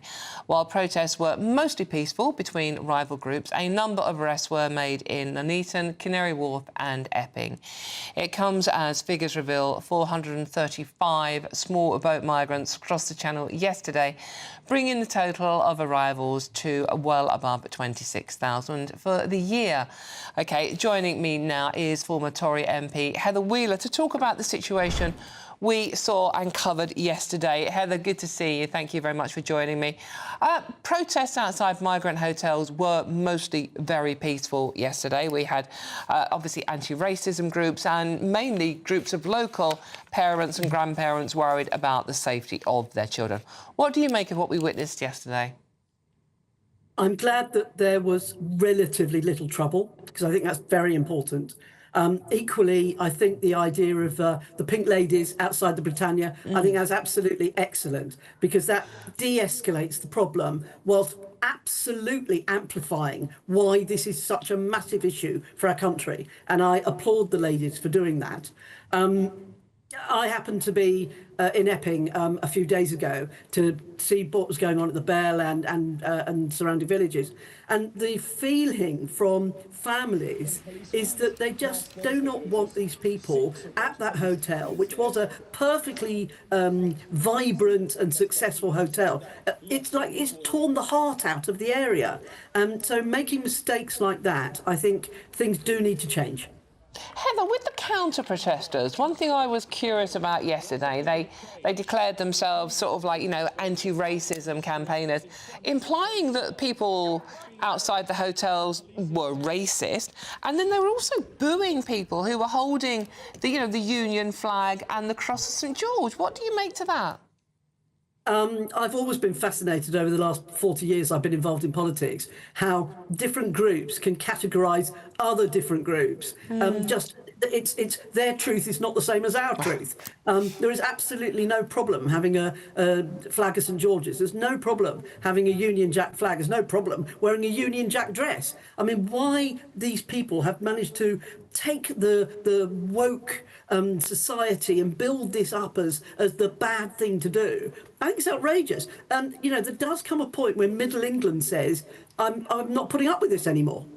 And do you think that's what we're witnessing now, Heather? We really have had enough. We don't feel that governments, the Conservatives were just as bad, listening to people and what we're concerned about. I don't think people were thrown out of pubs and restaurants wearing Union Jack dresses when the Conservatives were running the show. So I'll put that one to bed if you don't mind. But having said that, I think the idea of the ladies in pink de-escalating it, therefore it becomes completely obvious that this is nothing to do with racism, nothing to do with fascism, and so the Antifa people just make themselves look idiots. And you know, let's keep this quiet. Not quiet. Let's keep it down to a dull roar, and then everybody will understand we're protecting our children and our families. That's what this is about, and the government need to understand. Do you think they're listening, Heather? I'm fascinated at the announcements that they're making through the summer when Parliament isn't sitting. I mean, it's the sort of thing Mr. Speaker used to go completely nuts about. Don't think I've heard anything from dear Lindsay recently. Perhaps he's away, but and understandably. But you know, it is wrong that you've got almost Labour dog whistle politics when almost Middle England just doesn't believe they're actually going to do it.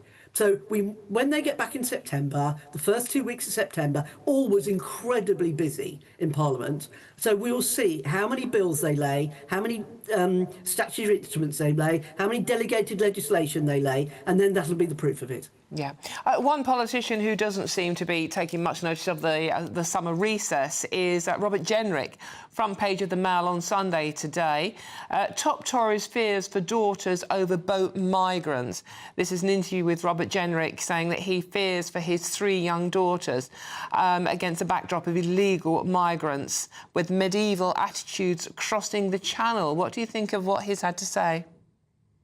Our Shadow Justice Secretary is very, very good with words. He always has been. And at times we've seen how good he is at action as well. Kemi was out campaigning yesterday, so I'm not going to put a cigarette paper between the two of them. They both play to their strengths, and I'm delighted that we've got such a strong front team. No, I wasn't asking you to pick a winner in this particular race. I'm just saying that he's the father of 3 young daughters, similar to many of the men we saw standing outside hotels yesterday. But do you think it is right for a politician of his level to be using what the left have accused of being our rhetoric, almost racist rhetoric? Well, that's complete nonsense. And if that's what they want to say, then that makes them even more out of touch and even more of a reason why they're not going to win the next general election. So, yeah, fine. If they want to keep saying rubbish like that, that's brilliant. Bring it on. But no, I mean, you know, Jenrick has got the 3 daughters. Kemi's got a boy and 2 girls, I think. So, you know, we are all in. I mean, I've got a daughter, now just got a new grandson. So, you know, we protect our own. That's what we do. And absolutely, if you want to come to this country, then you abide by our laws and you take on our mores. If you don't want to do that, then please don't come. Please don't come. And Heather, obviously that leads us automatically on to the big announcement today from Labour about deporting foreign criminals. What do you make of that announcement? I am fascinated, again, forgive me repeating myself, that it's been done in the summer season when Parliament is not sitting. I am really quite astonished at that. I imagine Number 10 have got a grid and they've got an announcement per day. Now, Shabana Mahmood, previously strong legal career. Do you actually really think she believes this stuff? If she does, fabulous, fabulous. You know, a sinner that repenteth. Let's all joy for that, eh? It does seem curious that we have, you know, 2 very well-respected lawyers, Shabana herself and obviously Keir Starmer, who suddenly come up with policies where you think, well, hold on a minute, you're a lawyer, you know that's not going to work. Well, not just that, but I mean, there's a fabulous Twitter statement that Shabana put out about stopping the planes taking people back to Jamaica. Well, you know, it's funny how this comes back to bite, doesn't it? But again, you know, if they can change the law, because that's what it'll need, then I'm sure the Conservatives are going to vote for that. And it would be very nice if Reform turn up and vote. Then fine, let's get it through Parliament. Yeah, Heather, thank you very much for joining us today. Really appreciate your... Just finally, Heather, before you do go, people are saying that if the hotel protests continue, as they have been quite peaceful at the moment, but get any worse, that Parliament should be recalled. Do you think that might be a case? I live in hope that Labour will learn. And I live in hope that Labour will empty those hotels, because they're perfectly good hotels and our communities need that. When they get rid of all of the staff, when they take over these hotels, it's terrible for the local economy. And things like that have got to change. I live in hope Labour will change their minds. Yeah. I would like to remind you, though, Heather, it was Conservative policy to start putting migrants in hotels in the first place. And we stopped it as soon as everybody had a little word. And bizarrely, it was, of course, Robert Jenrick that closed them. So that's fine. OK. Heather, thank you very much. That's Heather Wheeler, former Tory MP. Thank you very much for joining us today. gbnews.com/you'll say. What do you reckon? Now it's time for the Great British Giveaway and your chance to live mortgage or rent-free for a year, plus have an extra £5,000 in your bank to play with. And if you don't have a monthly mortgage or rent to pay, don't worry, because we'll give you £15,000 in cash instead. Here's all the details you need. We want to send some of those monthly financial stresses packing this August with your chance to be mortgage or rent-free for 12 whole months. We'll give you a cash lump sum that equals 12 of your monthly mortgage or rent payments, right up to an amazing £20,000. We'll also throw in an extra £5,000 on top of that for good measure, because why not? And if you don't have a mortgage or rent to pay, lucky you. We'll give you £15,000 tax-free cash instead. What are you waiting for? Lines will close on the 29th of August. For another chance to win, text WIN to 63225. One entry costs £2.50 plus one standard network rate message. Or text BONUS to 63225. 5 entries cost £5 plus one standard network rate message. Go to gbnews.com/win. Entries start at £2.50. Call 0903 686 3232. Calls cost £2.50 plus your network access charge, or post your name and number to GB15 PO Box 8690 Derby DE1 9TT. UK only. Entrance must be 18 or over. Lines close at 4 p.m. on the 29th of August. Please check the closing time if listening or watching on demand. Good luck. Good luck indeed. And now, Jewish community and its allies are marching from central London to Downing Street today, calling for the immediate release of the hostages in Gaza. They're asking for Brits to stand with the hostages and their families to say no more excuses. Joining me now is writer and broadcaster Rabbi Jonathan Romain. Jonathan, thank you very much for joining me today.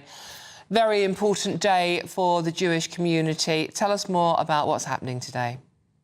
Yes, this is a march heading towards Downing Street, literally as we speak. And it's a response, a very immediate response to the video that was issued earlier this week by Hamas of the 2 hostages, which I'm sure you saw, both of whom looked skeletal, and one of whom was digging his own grave. And I found that, I don't know about you, I found that especially chilling, because frankly, the last time I saw someone digging their own grave was a photo of someone in the Holocaust in the Nazi extermination camp.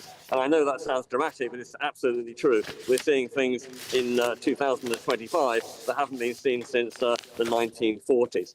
And of course, it is important to think also of everybody else suffering, Gazans as well. But it's equally important not to forget the very cause of the war, which was the taking of the hostages. And frankly, it's also the possible solution. Because if Hamas releases the hostages tomorrow, then that's it, war over, ceasefire begins. So it's both a matter of getting the hostages released. Of course, some are alive, some are dead, but we want their bodies as well. But also a matter of release of hostages is the trigger to the end of the war and hopefully a new start. Jonathan, do you think... I mean, that footage was indeed horrific. It really was. I have got no idea why Hamas released it. I don't know what they were hoping to achieve, apart from maybe just upsetting people even more. But do you think that the fact that the hostages are still being held is almost forgotten, certainly by many governments around the world? Yes, unfortunately, that's true. I mean, it's sort of inevitable because there are thousands of people in Gaza suffering, and there's only, inverted commas, 40 or 50 hostages. But it is actually key, as we just discussed, both the why the war started and also how it could end. And I know there's a lot of pressure on Israel to put in food and medical equipment, which is great. But there equally needs to be pressure on Hamas. Particularly by the Arab states, Saudi Arabia, Qatar, all those states who have been sort of hosting them. And, yes, let's put pressure on Israel, but equally, even more so on Hamas. Hamas started the war. On October the 23, on October the 6th, in other words, before their attack, there was peace. There was a ceasefire. It was Hamas that broke the ceasefire that started the war. And it may sound like, old hat, but it's old hat that's true. So release the hostages and start an end to the war and the beginning of the peace process. It's a very simple message, and it's totally in Hamas's control. They know where the hostages are. They can release them. And why there isn't even more pressure on them to do so, I really can't understand. Jonathan, how many people are you expecting on the march today? Thousands, and across all different denominations, because there are different types of Jews. It's a very diverse community, some from the left, some from the right, both religiously and politically. But this is a unifying factor. There is no reason for Hamas to keep the hostages unless it wants to perpetuate both the war and the suffering of its Gazan population, which it doesn't seem to be care about.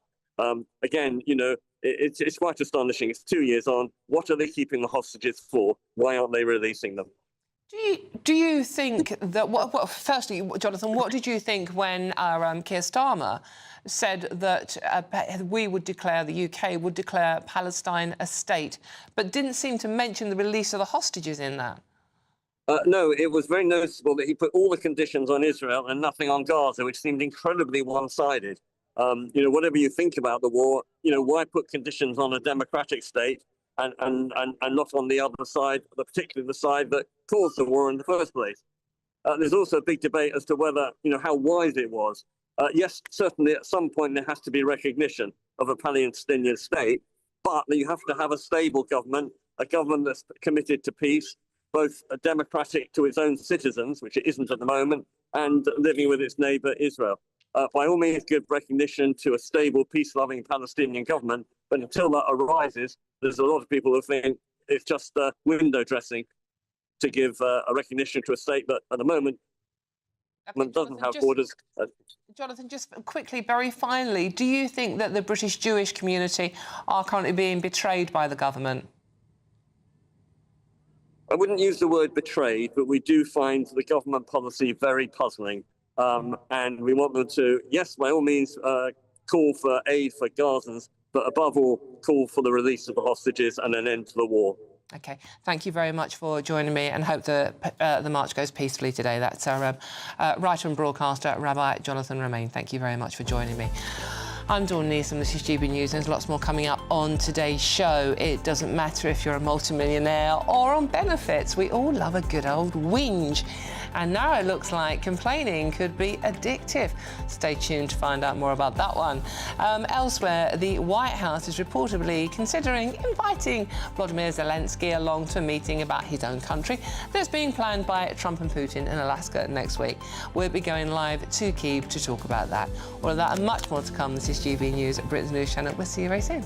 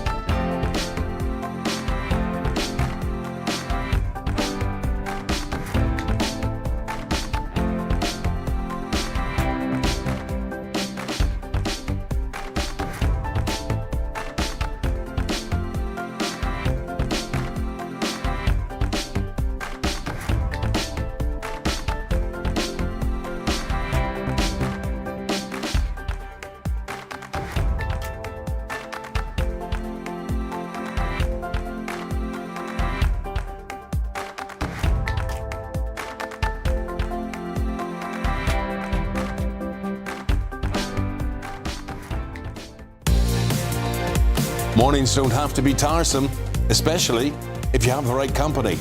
Wake up to news as it happens, opinion and debate, and of course, a little bit of entertainment too. Because when the kettle's on, we're on. That's Breakfast on GB News, a show worth waking up for. Every morning from 6 a.m. Only on the People's Channel, Britain's news channel. We'll spread the news, you spread the word. From the school run to the home run, watch a new show for all of Britain. He can say whatever he wants. A straight-talking show where all voices are heard. And, you know, when are we going to stop talking about smashing the gangs and actually do it? With the stories that matter from every part of our country. There's a bit of a crash landing there for your Chancellor. Bold, fearless and standing up for you. That's me, Martin Daubney, 3 p.m. till 6 p.m, weekdays, here only on GB News. The People's Channel, Britain's news channel. Westminster's full of talk, but out here, it's the real world. Am I allowed to talk now? No, that's it. This is where it matters, real people and real lives. That's what politics is all about. In fact, has Trump made a good start? No. Straight answers, no spin, and just a couple of pints. How many fingers have I got up? About 10. So join me for Lee Anderson's Real World every Friday at 7 p.m, only on GB News. The People's Channel, Britain's news channel.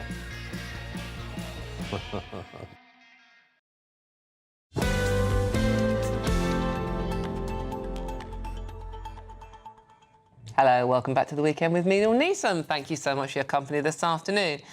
Now, in the latest on the Ukraine peace talks, the White House is considering inviting Volodymyr Zelensky to President Trump and Vladimir Putin's meeting in Alaska next week to talk about what happens to Ukraine, Zelensky's country. Yeah.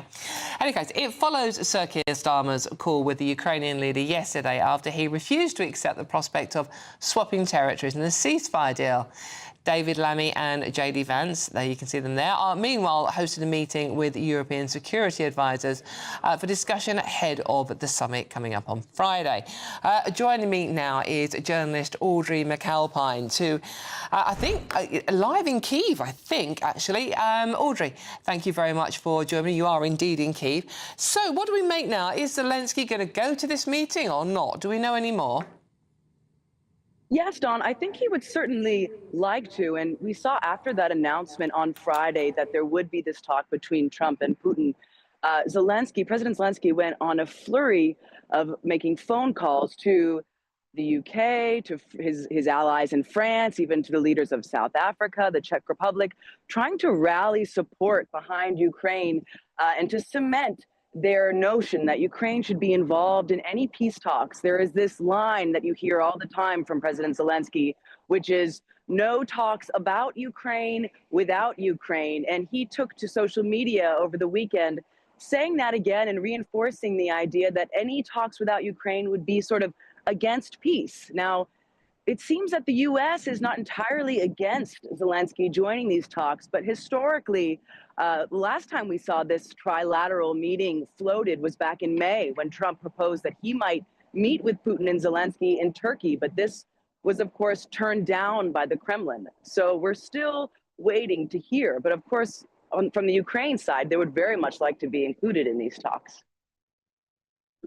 It is Zelensky's country, so it does seem understandable that he would want to be there. Because does it actually matter, Audrey, what Trump and Putin agree if Zelensky's going to go, well, I'm not having that. I'm not giving away parts of my country to an invading force? Well, exactly. And I spoke to one commander here who is the lead of a brigade that's currently working on the front lines near Pokrovsk, where one of the fiercest battles of the war is raging, in one of these 4 areas that Putin has named that he would like for Russia. And this commander told me, he said, basically, I don't care about this meeting that happens between Trump and Putin. I only care about what my generals tell me, basically saying that this meeting was sort of irrelevant to what's going on the front lines. And that's how a lot of Ukrainians feel, too, that perhaps this is a move by Vladimir Putin to further prolong peace instead of actually to reach any kind of ceasefire. There was a really interesting quote from Andriy Yermak, Zelensky's chief of staff, after he met with Secretary Lammy and JD Vance just yesterday, where he said the front line is not a border. And that's how many Ukrainians feel as well. Well, exactly, and also to add more fuel to the fire, in a joint statement released on Saturday night, the leaders of France, Italy, Germany, Poland, Britain, Finland and the EU Commission said the path to peace in Ukraine cannot be decided without the Ukraine. International borders must not be changed by force. So if Putin and Trump do cut a deal on what the new international border of Ukraine is, most of the rest of the world are against that, and it's going against international law. It certainly is, Dawn, and that's exactly the point that President Zelensky has been trying to make, is if we allow this to pass by this Russian invasion, I mean, what sort of precedent does that set for other wars going on around the world? But not only that, but we need just look towards the past. There was the Minsk agreements in 2015 between Russia and Ukraine that drew a line sort of in the Donbass region, or not rather drew a line, but at least a ceasefire. And Russia completely overstepped that in its full-scale invasion in 2022. So history has shown us that even if we have these agreements, that they are not necessarily going to stop Russia. Yeah, it does. I mean, what's to stop them coming back for more? We saw that when they took Crimea back in 2014. And suddenly, sort of like, 10, 11 years on, we're back here again. Well, exactly. So there's a lot of historical precedent, which is why Zelensky has called for a lasting peace. We hear him say this word all the time, or this term rather, a just and lasting peace, because Ukrainians have no illusions that perhaps if they are given these territories that they're asking for, and that there's rumors that the U.S. might be negotiating for on their behalf, they just feel that in the future they will just build up their army and perhaps try this again in the coming years. Yeah. It's a bit of a mess. We'll see what happens on Friday. Thank you very much, Audrey, for joining us. That's journalist Audrey McAlpine live in Kyiv for us on the summit meeting on Friday. I'm Dawn Neeson, and this is GB News, and there's loads more coming up on today's show. But first, it is time for those news headlines again with Aaron Armstrong.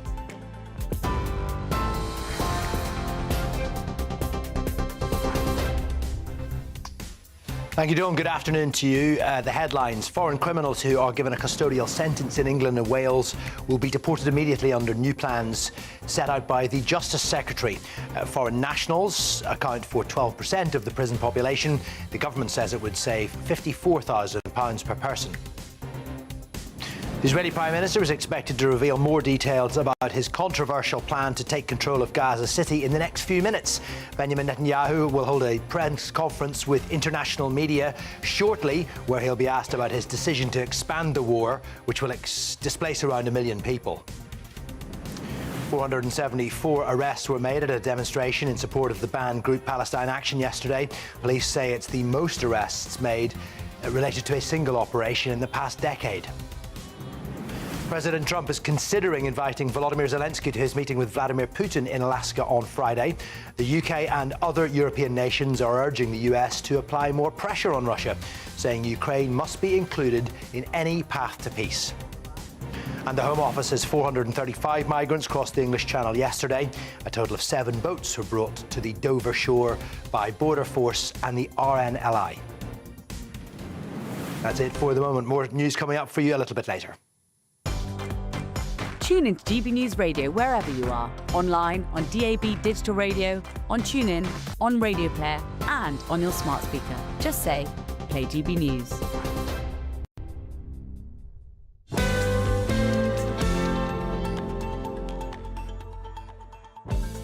Thank you very much, Aaron. Now remember, let me know your thoughts on all the stories we're discussing today. Really simple to get involved. Go to gbnews.com/yoursay and join in the conversation. There's loads more coming up on today's show. And it doesn't matter if you're a multimillionaire or on benefits, we all love a good old whinge, evidently. And now it looks like complaining could be addictive.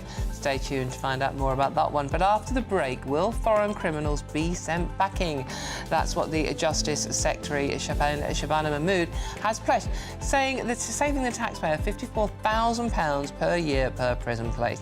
The charges cover fixed-term prisoners, with authorities able to block deportation on national security grounds.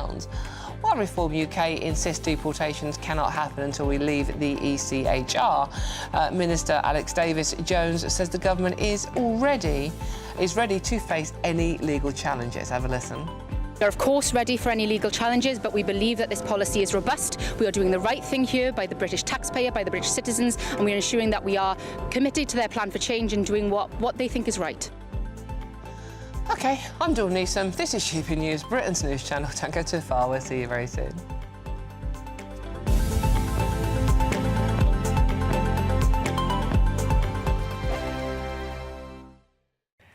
Hello, good morning. Welcome to your latest GB News weather forecast. Plenty of sunshine across much of England and Wales today. Cloudier skies, Northern Ireland, parts of Scotland as rain moves in later. But the largely dry weather is thanks to high pressure, which is across much of the UK, though this weather front slowly edging in from the west to give some cloud and rain. And you can see across Northern Ireland, parts of Scotland, a bit of a cloudier afternoon. There'll be some bright or sunny spells, a few showers possible. But across England and Wales, plenty of sunshine to come. A little cooler around the coast, but inland temperatures really starting to rise. Temperatures 25 to 28 Celsius towards the southeast. High teens to low 20s further northwest where it is a little cloudier. Into this evening time, we do see that cloud continuing to thicken across the northwest. Outbreaks of rain moving in here across the Highlands, turning breezy around the coast as well. Still some sunshine into the evening across eastern parts of Scotland, but that rain also extending into parts of Northern Ireland, northwest England, clouding over too. But a lovely end to the day across much of England and Wales. Plenty of sunny spells and temperatures on the warm side. As we go through the rest of the evening and overnight, further outbreaks of rain pushing eastwards across parts of Northern Ireland, Scotland, Northern England, turning heavy at times over the higher ground, but it is patchy in nature, so some places staying dry into the early hours. The rest of England and Wales, some mist and fog patches forming once again. Temperatures not as low compared to the night just gone, double figures for everyone. So a bright start for much of England and Wales, plenty of sunny spells once the morning fog clears. Cloud and rain across parts of Northern England and Northern Ireland should clear, and it should lift and break to allow some sunny spells here, but the rain continues across northwestern parts of Scotland, particularly the Highlands where it could be heavy at times. But in that sunshine, temperatures rising to around 31 Celsius in the southeast. Welcome back to Britain's Newsroom with Andrew and Beth. Hello everyone, Patrick Christie's here. I'm Michelle Duke, Britain's news channel. Access the stories that matter to you. Take the GB News family with you on any device, and as long as you have an internet connection. Tune in to GB News anywhere on the planet or beyond. GB News, the People's Channel, Britain's news channel. You've read the headlines, you've heard what those in power have to say. How about now we actually get to the truth? They would pay attention. We go beyond the political theatre and tell you what's really going on behind the scenes. For a massive council tax hike, one of the biggest in the UK. Others follow their lines, but we go off script. You sound like a broken record, you say that week after week. Cutting through the narratives and giving you unique perspectives. That's Ben Leo tonight, Saturdays and Sundays from 9 p.m. on GB News, Britain's news channel.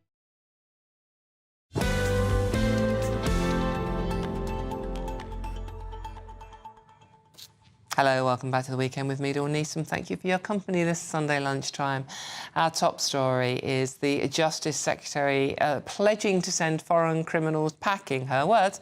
This is all part of a law change proposed by Shabana Mahmood, which could save taxpayers a whopping £54,000 per prisoner a year.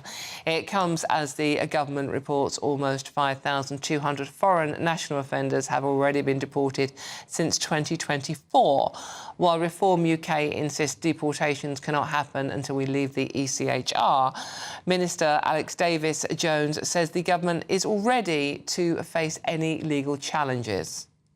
We are of course ready for any legal challenges, but we believe that this policy is robust. We are doing the right thing here by the British taxpayer, by the British citizens, and we are ensuring that we are committed to their plan for change and doing what they think is right.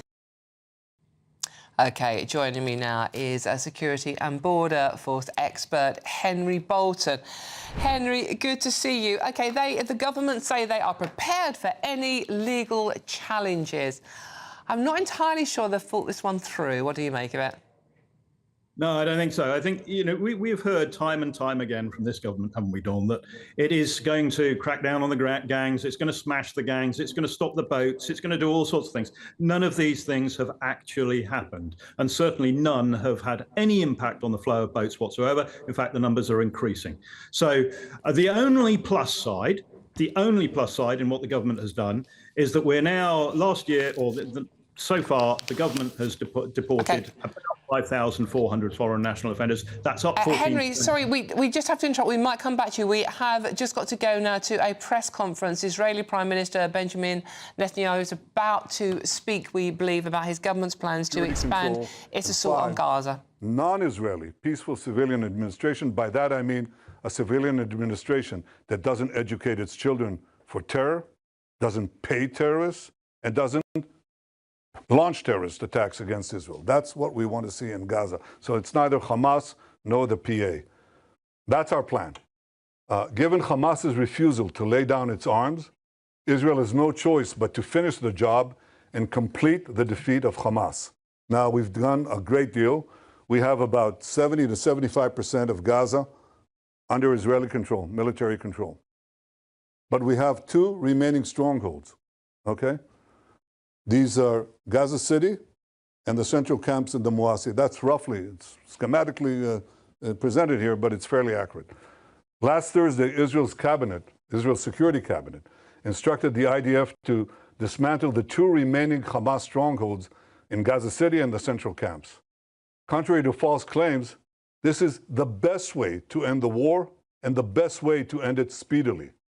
We will do so by first enabling the civilian population to safely leave the combat areas to designated safe zones. In these safe zones, they'll be given ample food, water, and medical care, as we've done before. And again, contrary to false claims, our policy throughout the war has been to prevent a humanitarian crisis, while Hamas's policy has been to create it. Since the beginning of the war, Israel has let in close to 2 million tons of aid. I know of no other army that has enabled such aid to go to the civilian population in enemy territory. Now, if we had a starvation policy, no one in Gaza would have survived after 2 years of war. But our policy has been the exact opposite. We let in, as I said, almost 2 million tons of aid and sent millions of text messages, millions of phone calls to Gazans to get out of harm's way. Yet in the last few months, Hamas has violently looted the aid trucks meant to get to Palestinian civilians. They deliberately created a shortage of supply. And the UN consistently refused, until recently, to distribute the thousands of trucks that we led into Gaza through the Kerem Shalom crossing. So our problems, we've had tons of uncollected food rotting on the Gazan side of the border because the UN was and still is unwilling to deliver all of it. Here are the tons and tons and tons of humanitarian aid that Israel led in to the Gazan side of the Kerem Shalom crossing, just sitting there because it's not distributed. So now we're going to go around this obstacle. We are going around it by doing three things. One, can I show this, please? Okay. Designating safe corridors for humanitarian aid distribution. No, that's showing the problem, not showing the solution, but here it is. First, designating rather safe corridors for aid distribution. You can drive trucks there and you'll be safe. Second, increasing the number of safe distribution points managed by the Gazan humanitarian foundations. And three, airdrops. That's airdrops done by the Israeli Air Force, and we're inviting others to join us. The result has been a humanitarian surge, which we're coordinating with President Trump and his team, and hundreds of trucks have gone in recent days.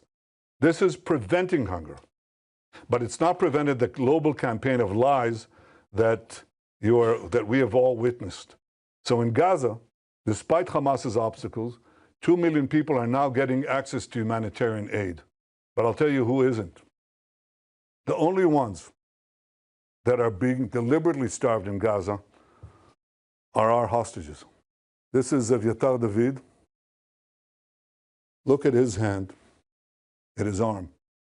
He's being deliberately starved by these Hamas monsters. and look at the Hamas captor. Look at the difference. He's eating, and he's eating well. The purpose of this news conference is to puncture the lies and spread the truth, but that distortion has been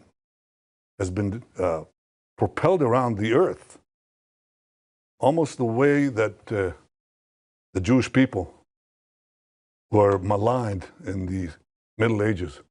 Every massacre of the Jewish people was preceded by massive vilification. We were said to be spreading vermin to Christian societies. We were said to be poisoning the wells. We were said to slaughter Christian children for their blood. And as these lies spread around the globe, they were followed by horrific massacres, pogroms, displacements, finally culminating in the worst massacre of them all, the Holocaust. Today, the Jewish state is being maligned in a similar way. Everything that I told you could be verified easily, but it hasn't. And the international press has bought hook, line, and sinker Hamas statistics, Hamas claims, Hamas forgeries, and Hamas photographs. For example, these 3 children. The first one is Osama al-Raqub. He is in Italy getting treatment because Israel got him out. That's what he looks like today. He has a genetic disease that damages the lungs and digestive system. It makes it hard to absorb nutrients and gain weight. Okay? So Israel facilitated Osama's travel to Italy, where he got the medical aid that transformed his position. The second one is Abdul Qadir al-Fayumi. He suffers from a genetic neurological disorder, spinal muscular atrophy, a degenerative condition that causes muscle wasting, weakness, and severe weight loss unrelated to nutrition. This was the real cause of his frail appearance, not starvation. In fact, he was treated in Israel in 2018. Doesn't help because it's a congenital disease and it defies most treatment at least. The third one is the most celebrated one. This is a New York Times cover photo on the front page of Muhammad Zakaria Ayub and his mother. Muhammad Zakaria Ayub is suffering from a genetic illness which you're familiar with. It's called cerebral palsy. His mother is well fed and his brother is healthy.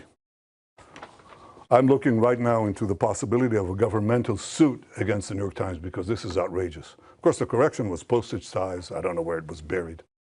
But this is outrageous. These are the 3 most celebrated photos, and they're all fake. It's the kind of malignant lies that were leveled at the Jewish people in the Middle Ages. We won't suffer. We won't allow it to go unchallenged, and this is the purpose of this press conference. I hope that you open your eyes to a simple fact. Hamas lies. Now you can ask me any question you want. Thank you, Prime Minister. Could you give us, please, a timeline when you expect to conclude the new expansion of the new offensive? And if you can give us a few more details about how you're going to provide about this humanitarian surge and how GHF is going to be involved in this. Thank you. Well, the timeline that we set for the action is fairly quickly. I mean, we want to, first of all, enable safe zones to be established, facilities to be brought to, so the civilian population in Gaza City can move out, as they moved out in Rafah, by the way. You remember in Rafah? There were 1.4 million people. People said they can't, they have nowhere to go and they're not going to move out. It took us, I think, about 8 days or 6 days to move them, and they all moved. There were practically no civilian casualties because they all left. And they went to the Moassi area that I showed you before on the map. We think we can achieve a similar result that safeguards the civilian population, at the same time enables us to go at the last stronghold, the most important stronghold of Hamas, which we haven't done so up to the war. I mean, we've been there, but we haven't taken it as a goal to dismantle the Hamas stronghold there. We do now. I don't want to talk about exact timetables, but we're talking in terms of fairly short timetable, because we want to bring the war to an end. This is how we bring the war to an end. As far as the surge is concerned, we're talking to the U.S. about additional measures, but we haven't waited. Because what we're doing, as I said, is designate safe corridors, allow, and expand the GHF distribution points, and we're trying to bring in more resources, hope to recruit some international organizations, maybe, God willing, the UN, if they ever decide to actually do something for the Palestinian people that doesn't go through Hamas. And third, increase the airdrops. The airdrops are important, but they're not the most important thing. The most important thing is ground routes that bring aid, a surge of aid to the Palestinian population as far as we can without letting Hamas loot it. Second question, yes. Prime Minister, two questions. Firstly, why is Israel not allowing foreign journalists into Gaza to report independently? And secondly, President Trump has said there is real starvation in Gaza. Do you disagree?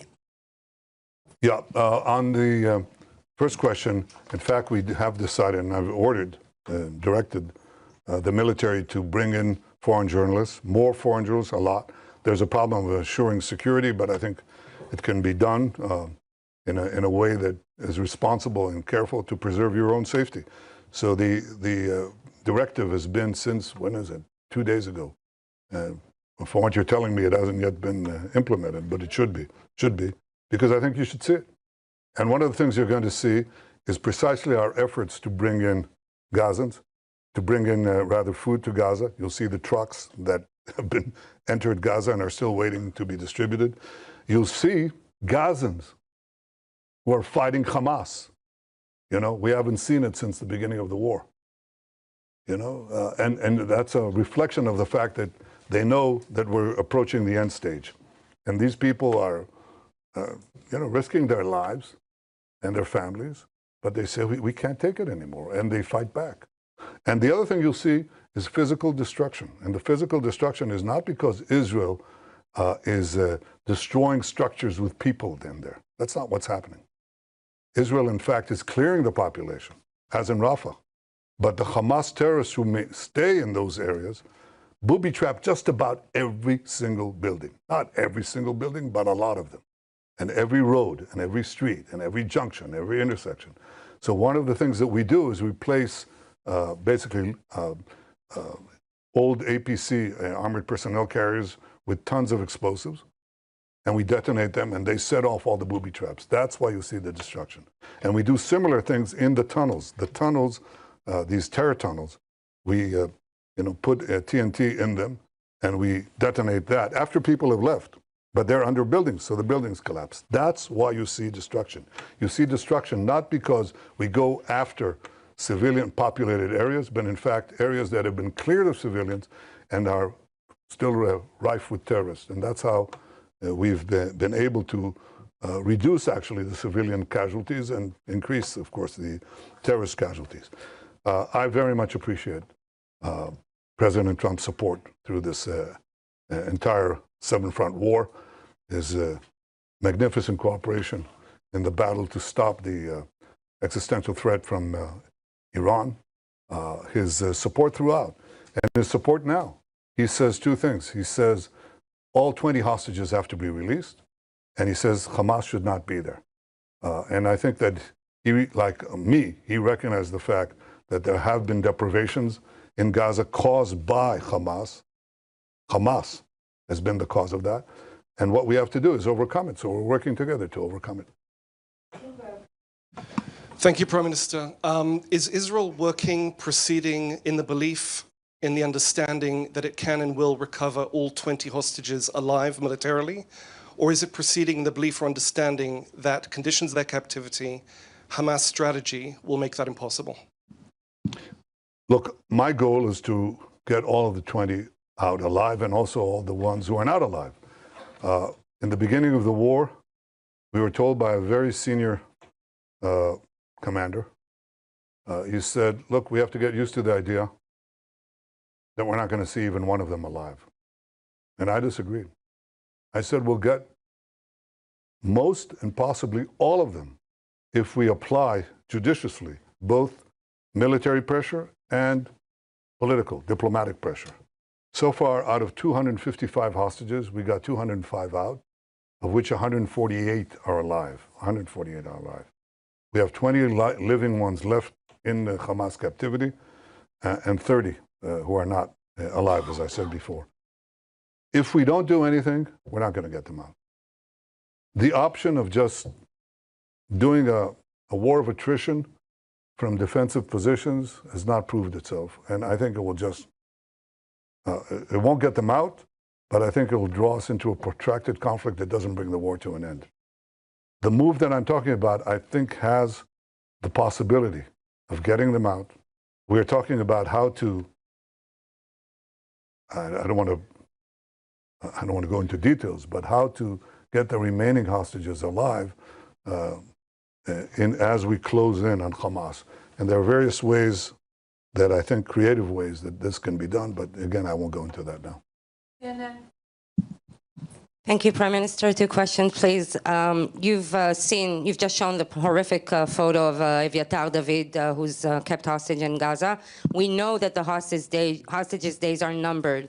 So how will prolonging the war bring them home? And second question, you stated that Gaza would be passed to civilian governance that is not Hamas and not the Palestinian Authority.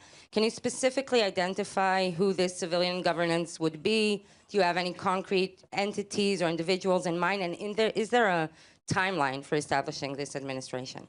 Yeah, well, I don't want to prolong the war. I want to end the war. And I think the other suggestions would have prolonged it. We may have gotten maybe a dripping of hostages, even though Hamas showed no willingness to do that. And then they just go on and on and on, and we'd have this endless. Unless you are willing to just say, Israel, capitulate, go out. And even then, I don't think we'll get all the hostages. And if we capitulate, it means that Hamas will rearm, regroup, and carry out all the threats that it openly professes every day, by the way. Every day they say, we're going to do the October 7th massacre again and again, and we're going to destroy the state of Israel. You can't leave them there, So we're not going to do that. So my goal is not to prolong the war. My goal is to end the war. And I think that prolonging the war means that many of them could be starved to death. That's exactly the point. I don't want that. As far as the specific partners for the civil governance of Hamas, we're actually, I think the 5 principles are generally widely accepted. And it's instructive that some of the Arab countries, quite a few of them actually, said that Hamas has to be disarmed. I think this is the starting point. And look at what is happening in Lebanon as a result of our action. The Lebanese government, the new Lebanese government, is talking about disarming Hezbollah. Who would have believed it? Well, some of us did. I did. And that's changing the Middle East, as I promised to do on the second day of the war. I think in this case, if we succeed in this effort to basically end the war by defeating Hamas, its remaining strongholds, there are several candidates. There are several candidates that we're talking about, several constructs. And it's a transitional period. It's a transitional authority. It's going to be there because we don't want to, contrary to what I said, we want a security belt, but right next to our border. But we don't want to stay in Gaza. That's not our purpose. At least not my purpose. And I openly state, including to those who disagree with me. And there are some who do. But I think that our goal is to make sure that Hamas isn't there and that what replaces Hamas does not educate for terrorism, pay for terrorism, launch terrorism, but is willing to live in peace. There are candidates. I don't want to spoil the chances of succeeding here because I think they're real, but they're real providing we finish the job. See, no one's going to go in there if we don't finish the job. We can talk about the day after until eternity. No one's going to go in there unless we finish Hamas, and we're able to finish Hamas. And we will finish Hamas. Yes, Welt TV Germany. Thank you, Mr. Prime Minister. So the German Chancellor has once again defended his decision not to send weapons to Israel, which can be used in Gaza. He said a friendship can and must withstand that. From your perspective, what has changed in this relationship? Look, I respect Friedrich Merz.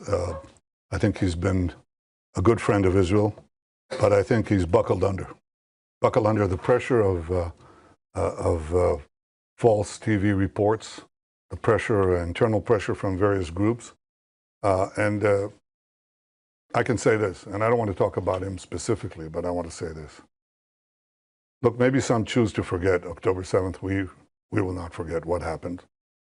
And we will do whatever it takes to defend our country and defend our people, defend our future. We will win the war, with or without the support of others. But I think that there's an issue here. And the issue is many leaders tell me, look, we know you're right, but we can't stand, in the face of the public opinion in our country, especially European leaders. They tell me that over and over again. And I say, that is your problem. It is not our problem. It is not our problem.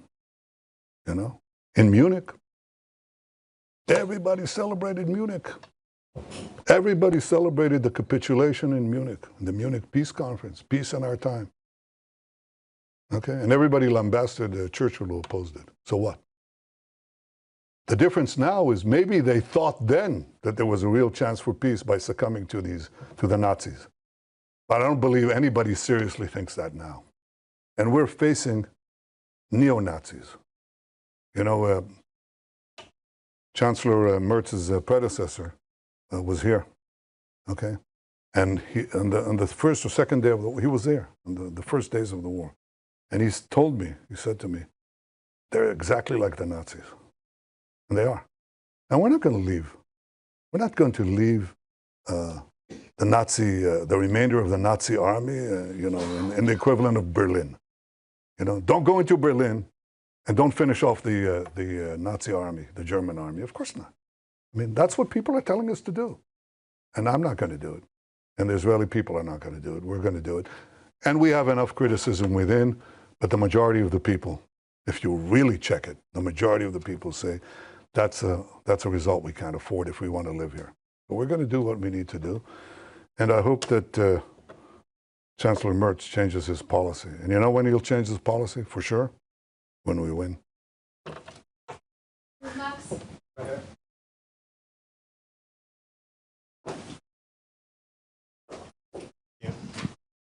Thank you, Prime Minister. You talked about the 7-front battle. There's an 8th front, the propaganda war, the information war. Is Israel winning or losing this war? And also, have you spoken with President Trump since the Security Cabinet approved this plan? If so, can you share some of the details of that conversation? If not, do you plan on speaking with him at some point soon? And is he planning to also come to Israel at some point? Well, I suggest you ask him that. But I haven't spoken to him since next Thursday. Yes, I intend to speak to him very soon. You asked about, sorry, could you repeat the first part of the question? The part was about propaganda. Oh, the propaganda war? Well, look, no, I think that we've not been winning it, to put it mildly. I think there are vast forces that are arrayed against us. Among other things, the algorithms of the social network that are driving a lot of everything else, you know. And people who really know, and they're the foremost people in this field in the world, they're telling me that about 60% of the responses on the social media are bots. They can categorically say they're bots. And they're bots that, you know, especially in America, you know, they want to attack the support that Israel has from the Republican side. So they describe how, you know, themselves as homespun Southerners, except they're riding from Asia somewhere, you know. That's a big issue. We have to contend with it. And we also have to stand up and tell the truth, probably at greater frequency than we're doing now. That's exactly what I'm trying to do now. But again, if you want to win this war, end it speedily. End it speedily. Expose the lies as much as you can. End it speedily, and that's how you win the war. You win the war, the propaganda war, by winning the war and winning the peace. That's the simplest way to do it. And it's about time to do that. GBNews, UK. Last question, please. Last question. Thank you, Prime Minister. Given what the IPC says is the unfolding spectre of famine in the Gaza Strip, would you accept that your 11-week blockade, complete blockade on Gaza, played a role in that? And also, given the killings that we have seen at the GHF aid sites, How will you guarantee that that kind of disaster will not happen when you have 1 million more people displaced? Thank you. Well, number one, the problem that we had was trying to stop Hamas looting. There's no question there was Hamas looting. Everybody saw it. You could see it. Hamas terrorists taking over trucks and so on. We tried to do two things simultaneously: stop the trucks and bring in the trucks through the GHF distribution points. Okay, it wasn't successful. And it wasn't successful, among other things, because Hamas interdicted also the GHF program, the distribution point. So Hamas created this problem, and it was directed against us. Immediately, we have a starvation policy, which is completely false, any more than we have a genocide policy, which is equally false. We don't. Not this, not that. I don't know of a country that texts millions of messages to civilians to get out of harm's way, giving up the element of surprise, or calling them individually on cell phones. Yet Israel is accused of genocide. It's absurd. Or starvation policy. But there was a problem of deprivation, no question about it. And so we had to solve it. And the way we solve it is the way I described it to you. And there are now not 0 trucks, but at least in, I think last time I checked, hundreds of trucks that went into Gaza. That's alleviating the situation. Now we want to increase the number of distribution sites. So there's not, basically you answer this problem, or you solve this problem by the law of supply and demand. If you have a lot of supply, if you flood Gaza with food, which some of it will be pilfered, there's no way to get around that, will be looted by Hamas, but you'll have, if enough food reaches the marketplace, so to speak, then you'll see a difference. And you know what the difference is? How do we know for sure there's a difference? Because we monitor, as any one of you could, the price of food in Gaza. It's plummeted. It's plummeted ever since that we decided to take to do the humanitarian surge, and it'll plummet more if other countries join us. So I called on other countries to join in the airdrops. I actually called them to help persuade the UN to move those trucks, because every truck that goes in brings down the price of food. That's what happens. And when you have no shortage like that, then you don't have also the crowding around distribution points. And by the way, a lot of the firing was done by Hamas, seeking to have response by our forces. And very often they didn't. They held back. They stayed their fire, even though their own lives were on the line. Yeah. We're done. Thank you, Prime Minister. We're done? Well, I couldn't resist that one. Thank you. Who? Matthew Doran from ABC Australia. Oh, okay. Matthew Doran from ABC Australia. You've Yeah. seen countries such as the UK, Canada, France say that they will support Palestinian statehood in the next short while. You've described that as a reward for Hamas here. Other countries like Australia are also walking down this path, not quite there yet. How much of this is a reward for Hamas, and how much of it is actually countries like those who have repeatedly said Israel does have a right to defend itself, but are now struggling to stomach what they're seeing you and your military doing in Gaza? Well, first of all, those who say that Israel has a right to defend itself are also saying, but don't exercise that right. When we do what any country would do faced with this genocidal terrorist organization that has performed the worst attack on Jews since the Holocaust, I think we're actually applying force judiciously, and they know it. They know what they would do if right next to Melbourne or right next to Sydney, you had this horrific attacks. I think you would do it, at least what we're doing, probably maybe not as efficiently and as precisely as we're doing it. We've lost quite a few soldiers in that effort. But that's the first thing. I think that the second thing you ask is Palestinian state. Well, the assumption, the prevailing assumption in this is that the problem that we have with the Palestinians is the absence of a Palestinian state. And if they were given a Palestinian state, they would stop the efforts to destroy the Jewish state. But the Palestinians were offered a state many times, including in the partition resolution, and they turned it down. They were offered statehood by my predecessors with lavish concessions. They turned it down. Because the Palestinians are not about creating a state, they're about destroying a state. That's why they opposed the Jewish national movement to create a state. It's called Zionism. They opposed it before the inception of the Jewish state, and they've opposed it since. They've opposed it when they had the Judea and Samaria, the West Bank, and Gaza in their hold. They didn't say, let's create a state there. They didn't say that. Because again, their goal is the destruction of a state. It defies imagination or understanding how intelligent people around the world, okay, including seasoned diplomats, government leaders, and respected journalists, fall for this absurdity. It's so easy to verify, you know. And look at the PA, okay? Look at the Palestinian national movement today is divided, okay? Divided between two forces, okay? The Palestinian Authority in Judea and Samaria and Hamas in Gaza, okay? Hamas in Gaza had a de facto state. It had a state. And it used it to launch a war of terror against Israel because their doctrine is that the destruction of Israel should proceed with forceful and direct military and terrorist moves. That's what they did on October 7th. And that's what they'll do again if we don't destroy them. The Palestinian Authority, on the other hand, says no.